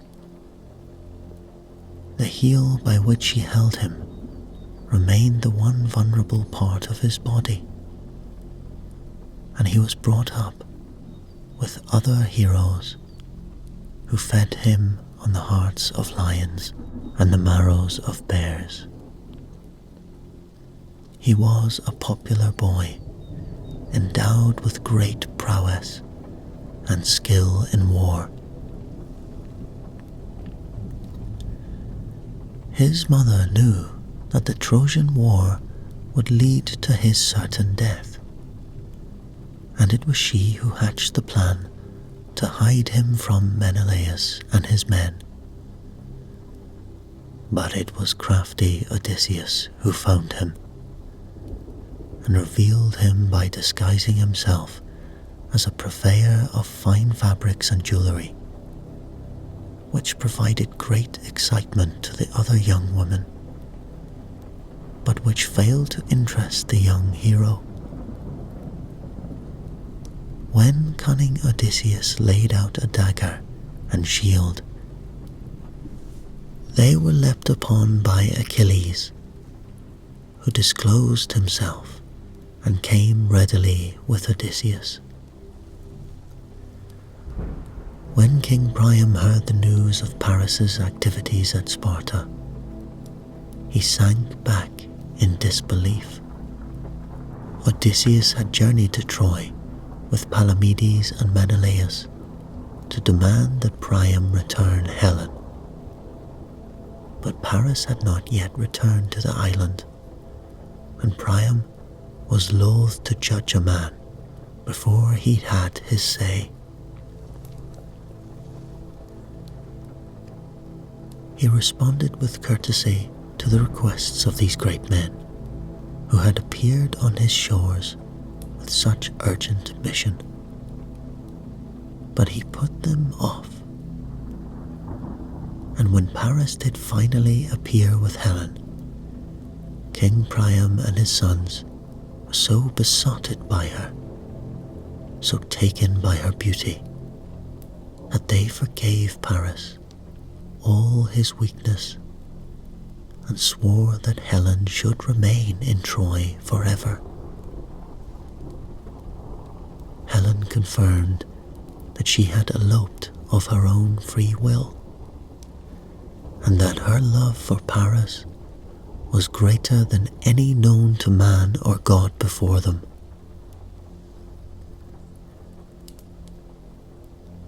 However, the people of Troy were less kindly disposed to their new mistress, for with her she brought the threat of war, which would draw into action its many men, and rob them of their freedom and good name. And when Paris stalked the streets of Troy, his new bride on his arm, he was followed by muttered curses. The men of Troy gathered together their troops, led by the great Hector and Priam's son-in-law Aeneas, prince of the Dardanians and son of Aphrodite herself. Many years had passed since Menelaus had put out the first call for assistance, but the impressive collection of warriors grouped now at a harbour were more than 1,000 ships. But as they prepared to set forth for Troy, their sails were met by calm that disallowed even a breath of wind to set them on their course. And so it transpired that Artemis was behind the deathly stillness, for Agamemnon had unwittingly hurt her pride by slaying one of her sacred hind, and now she demanded the death of Agamemnon's own daughter, Iphigenia, in return. Agamemnon was torn by the command and refused to consider it, while the men of Greece became surly and impatient to begin a war which threatened to be long and hard. So the great lord listened to his men, and encouraged by his brother Menelaus, he called his wife to bring Iphigenia to the site where he promised her Achilles as a husband. And for that reason alone, Iphigenia was brought to the ships. And when she greeted her father with excitement and love, he cast her aside, daring not to meet her glances. Seeing this unhappiness, Menelaus swallowed his own sadness and forbade his brother to kill the young girl. But this sympathy and pity hardened the heart of Agamemnon, and he prepared for the sacrifice. Clytemnestra was Agamemnon's wife, and she grew suspicious when she saw him shirk the embraces of his favourite daughter. She took herself to the tent of Achilles, who professed no knowledge of an impending wedding, and finally admitted the real purpose of Iphigenia's visit to the camp. In a fiery rage and distress, Clytemnestra flew back to her husband and found her daughter begging for mercy at his feet. And just then, as Agamemnon struggled again to make a decision that would calm his angry men, console his desperate wife, Iphigenia drew herself up and, wiping away her tears, proclaimed, "Since so it must be, I am willing to die. Then shall I be called the honour of Greek maidenhood, who have given my life for the motherland. Let the fall of Troy be my marriage feast and my monument." And the brave young woman cast herself down on the sacrificial table at the altar of Artemis, gazing heavenward as her peaceful expression filled her family with woe anew. The seer, Calchas, unsheathed the knife, having been given this painful duty, but as he lifted his arm to strike a blow, Iphigenia vanished, taken by Artemis herself, who had pitied the lovely maiden and borne her away to become a priestess of her temple at Taurus, to live in eternal maidenhood. In her place on the table lay a snow-white fawn, sprinkled with virgin blood, and with a great roar of gladness, Calchas proclaimed Artemis to be appeased. His words were carried away on the whisper of wind that grew until it became a mighty gale, pulling at the idle ships and filling her crew with anticipation and joy.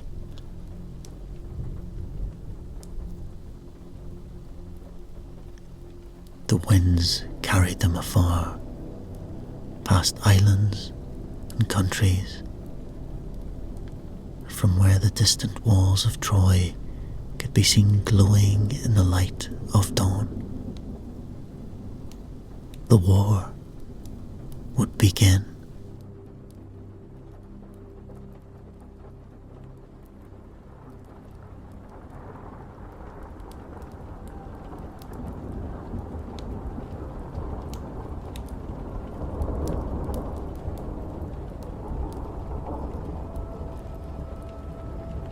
The war began badly, With the death of Hermes, the son of Apollo, before the invaders had reached the shores of Troy,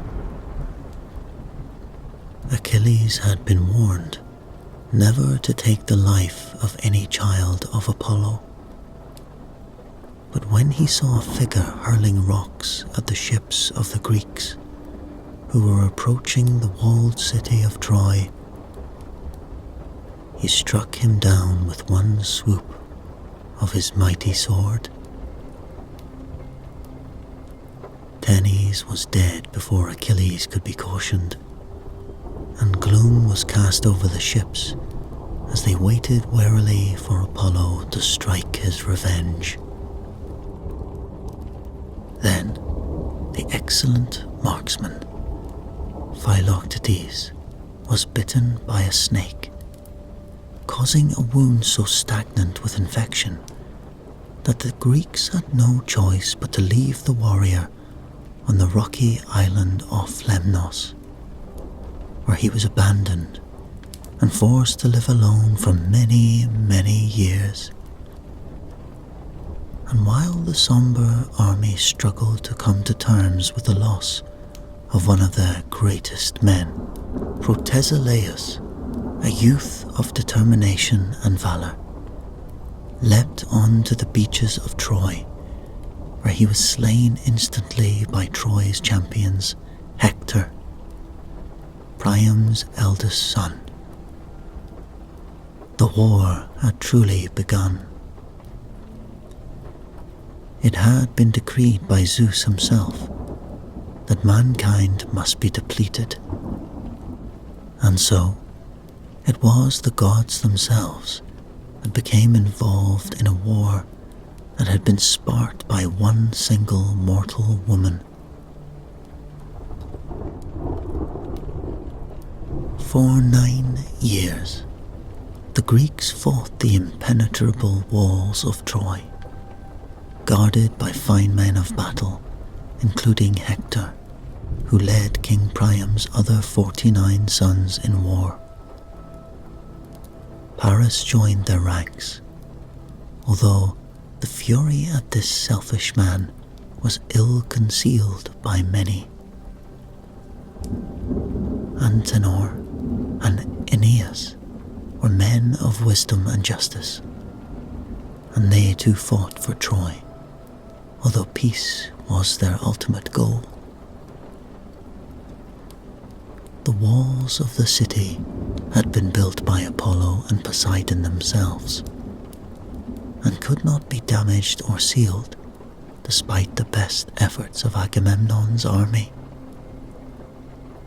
So, the men of Greece attacked the allies of Troy instead, burning and looting their cities and ravishing their women. It was at one such event that a quarrel occurred which would change forever the course of the battle, drawing it to a fiery close that had been nearly a decade in coming. Achilles and his men had attacked the city of Lyrnessus, taking as their prize 2 beautiful young women, Chryseis, who was chosen by Agamemnon, and Briseis, who became Achilles. When it was discovered that the maiden Chryseis was a priestess of Apollo, a plague struck the camp, and Agamemnon was forced to return her to the temple. This he did, but upon his return, he stealthily lured Briseis from the camp of Achilles and took her as his own. Achilles was so enraged and disgusted by this act that he threw down his armor and swore that he would no longer fight for such men, no better than pigs as they were.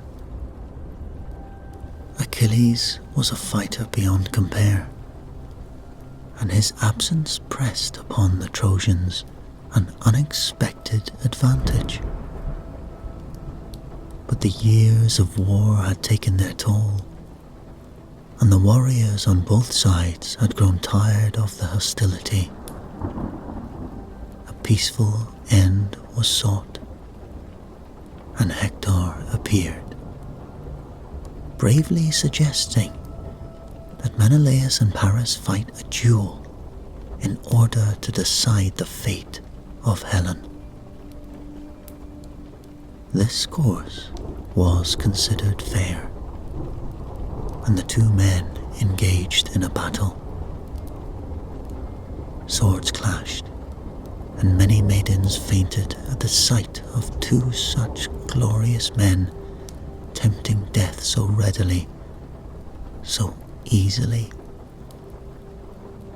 They were well matched, but Menelaus had the power of a grudge that had festered for many years, and with this advantage, he pinned Paris to the walls of his city, determined to take his self-seeking life. But Aphrodite could stand the battle no longer, and Paris's life was a sacrifice she would not allow. With flowing locks and gowns, she descended upon the fighters, her beauty lighting their faces, filling their hearts with surprise and calm. And it was then she struck, hiding her beloved behind a cloud and pulling him to safety behind the city walls. Menelaus looked on in amazement. So close had he come after all these years to reclaiming his bride, and here the gods took them as their playthings, changing the course of fate of mortal lives on a whim. He cried out in rage, a call that was heard by the rest of the gods, and which opened up a wound that would not be healed until the end of the war was in sight.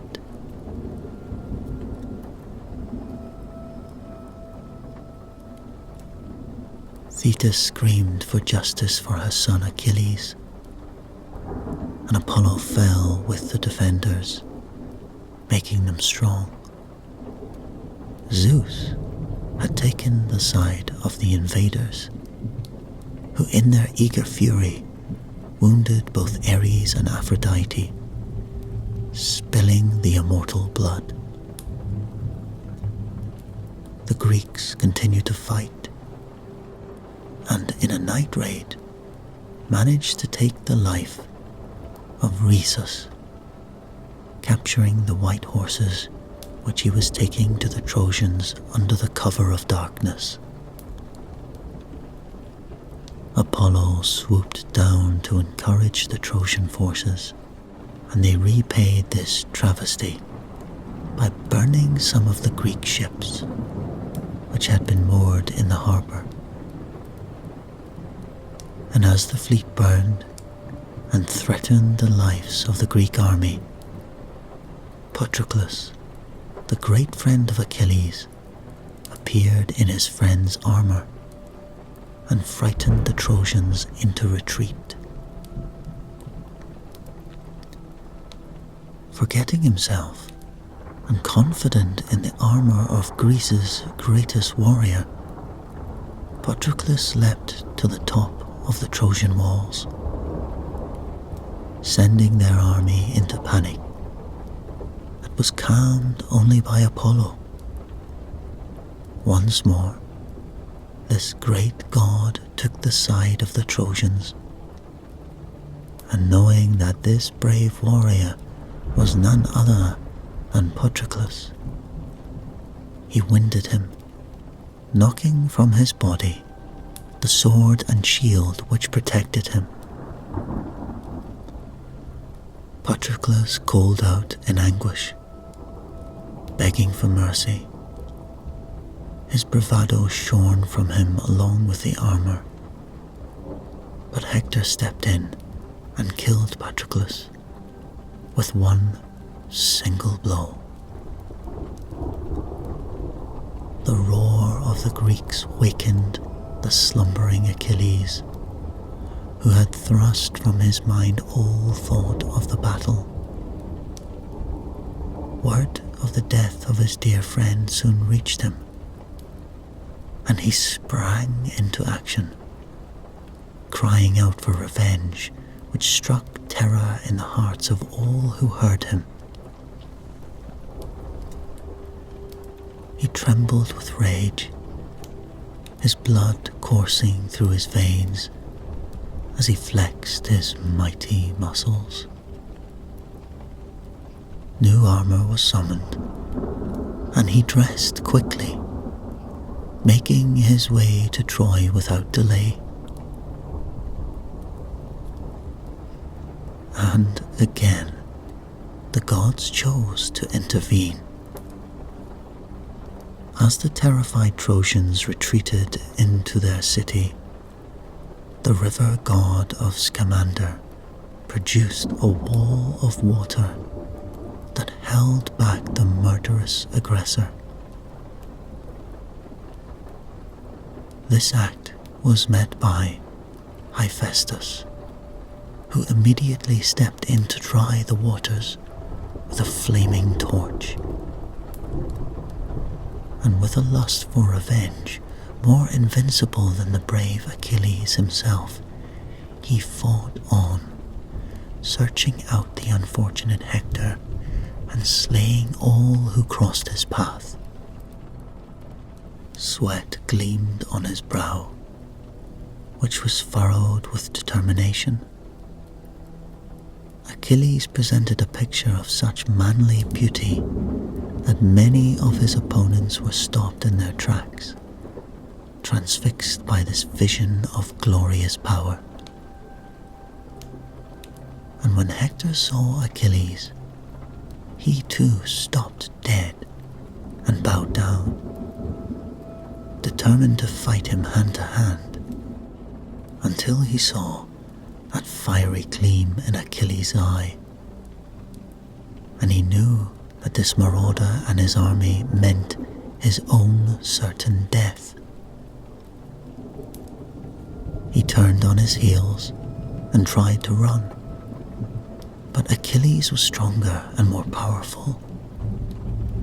3 times they ran around the walls of the city, Hector becoming weaker, more frightened as they ran. And then Achilles caught him, and pinning him like a rabbit to the wall with his sword, howled a mighty cry, then thrust his sword through Hector and killed him at once. The Trojans moaned and wailed for their lost leader, stopping the battle briefly to mourn before swearing vengeance and carrying on more furiously than before.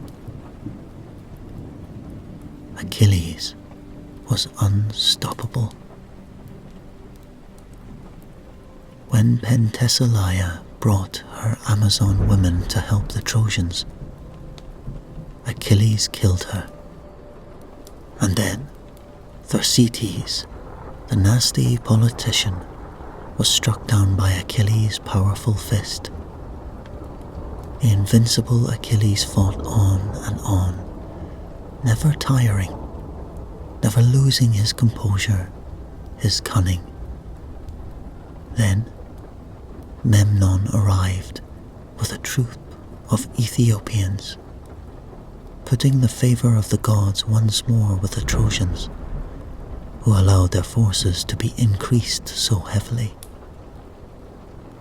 But Achilles enraged, and he called upon Zeus to judge between himself and Memnon, to reverse the damage done by these visiting troops.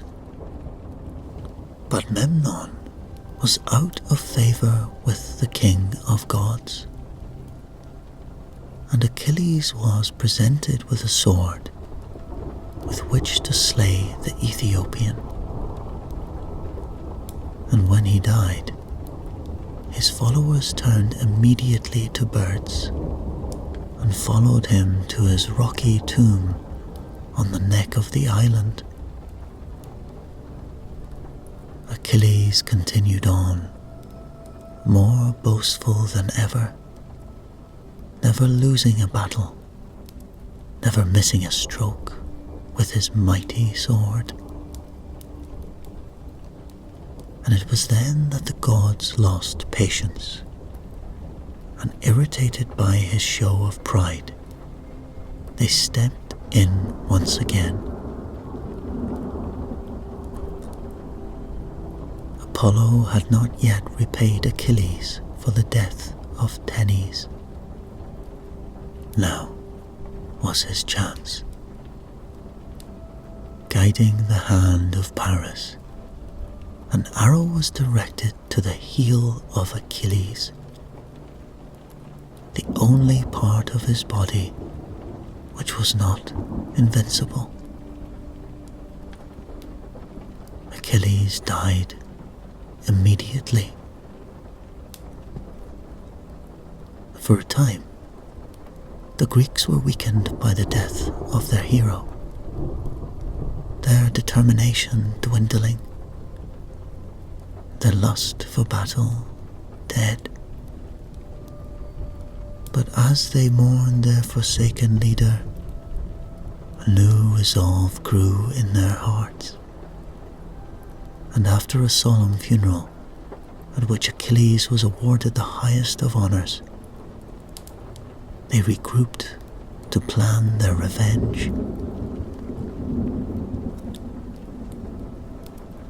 If their heart had been cut from them, their mind still functioned. They were supremely competent strategists, extremely confident aggressors. Menelaus appeared to remind them once again of the reason for their battle, and thus, inspired, they set out, deciding whom should take on the arms of Achilles. Agamemnon chose Odysseus for his intelligence and courage, but Ajax the Greater was steeped in jealousy, knowing his strength was greater than that of Odysseus beyond all doubt. He swore to avenge against Odysseus, but Athene, always a friend of Odysseus, persuaded him in another direction, and thinking he was murdering Odysseus and his troops, he slaughtered instead a flock of sheep. Convinced of his own madness, Ajax took his own life, another untimely and worrying loss to the Greeks.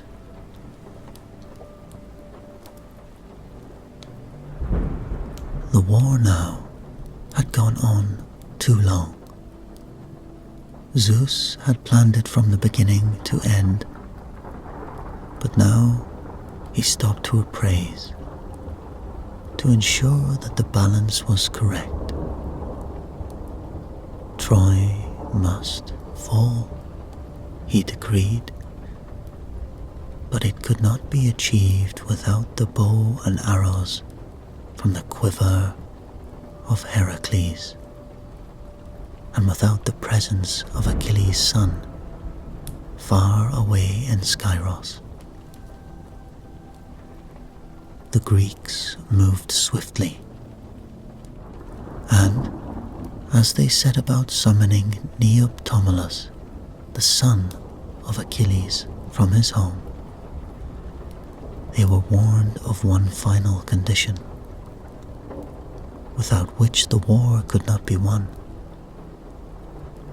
the Palladium, the large wooden statue, must be removed from the city. For she guarded the gates and protected from all invaders. Odysseus began to plan.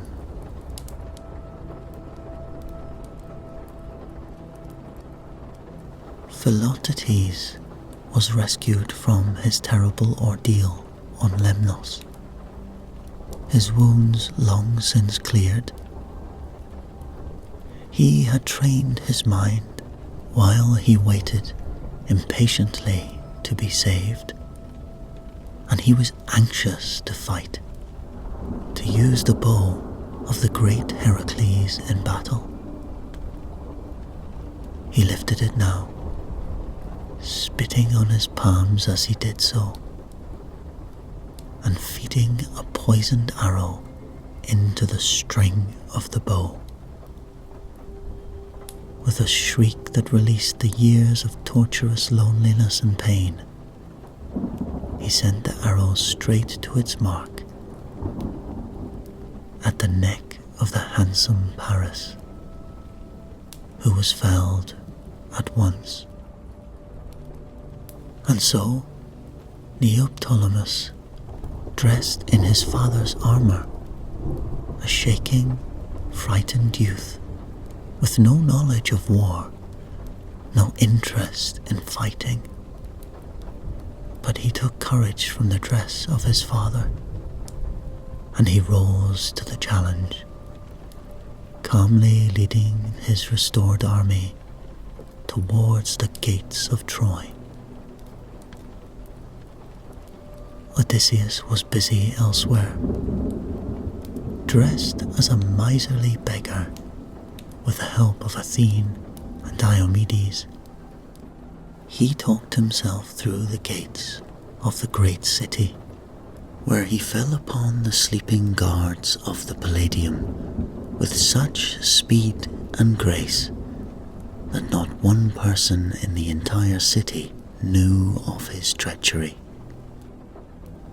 And on his stomach, he crawled far from the city, dragging the Palladium with him, through a vermin-ridden drain, where he struggled through a sewage and mud to reach his army on the other side, the Palladium drawn triumphantly behind him. Troy was on the verge of defeat. The Palladium no longer cast its splendid power over the city, and without that advantage, and with the minds of such cunning men as Odysseus to contend, there was no hope. But still, she stood firm against the invaders, until Odysseus, with the help of Athene once again, came up with a final plan. The craftsman Epius was commissioned to build an enormous wooden horse, the inside of which was hollowed out to hold 50 warriors. Agamemnon chose his greatest men to ride in its belly, and then gathering up the remainder of his fleet, he made as if to sail away, leaving the bay at Troy, but travelling only round the bend of the land, where he waited with anticipation and many prayers. Sinon was left behind on land, and as expected, he was taken prisoner by the Trojans, who wondered at their sudden luck. Sinon feigned fury at his colleagues, who had left him behind, and taking the side of the Trojans, he wormed his way into their affections, into their grace, so that when he suggested they take into their walls the wooden horse, They did so, marveling at its inscription, a thank offering to Athene for our safe return home.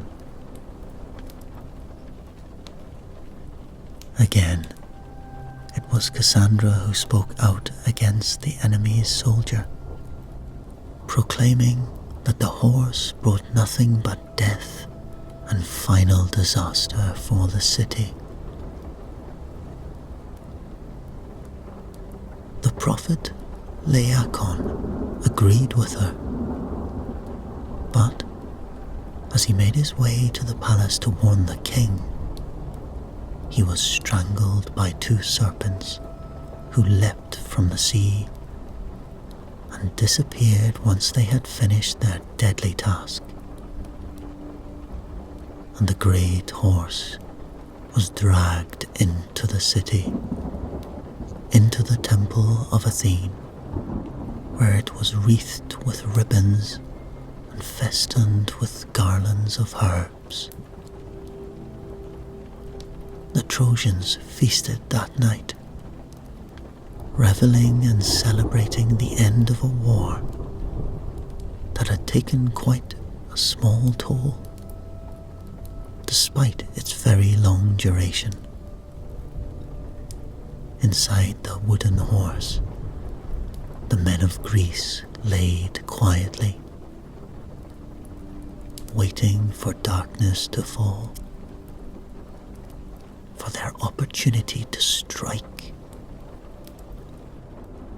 Helen alone remained suspicious, knowing that the Greeks were too clever, too ambitious to give in before the bitter end, and she held a grudging admiration for their daring, whatever it may be. She suspected the horse, and late in the evening she slipped into the darkened temple and called out in the voices of the wives of the men inside, tempting them to come out and be reunited.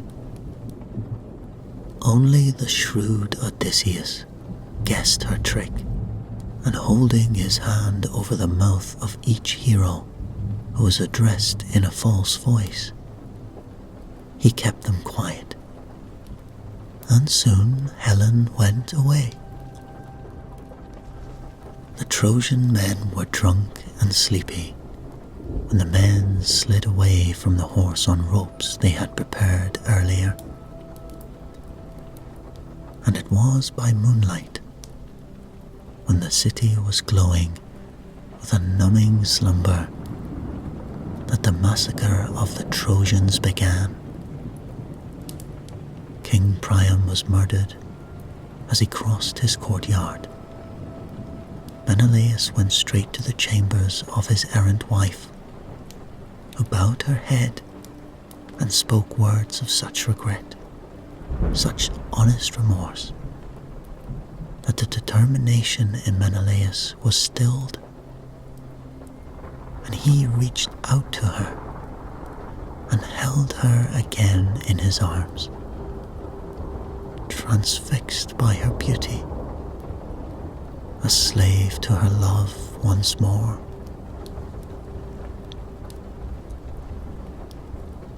All was forgiven, and he carried Helen to his ship, where she was welcomed into the arms of the Greeks, her fair face disarming them.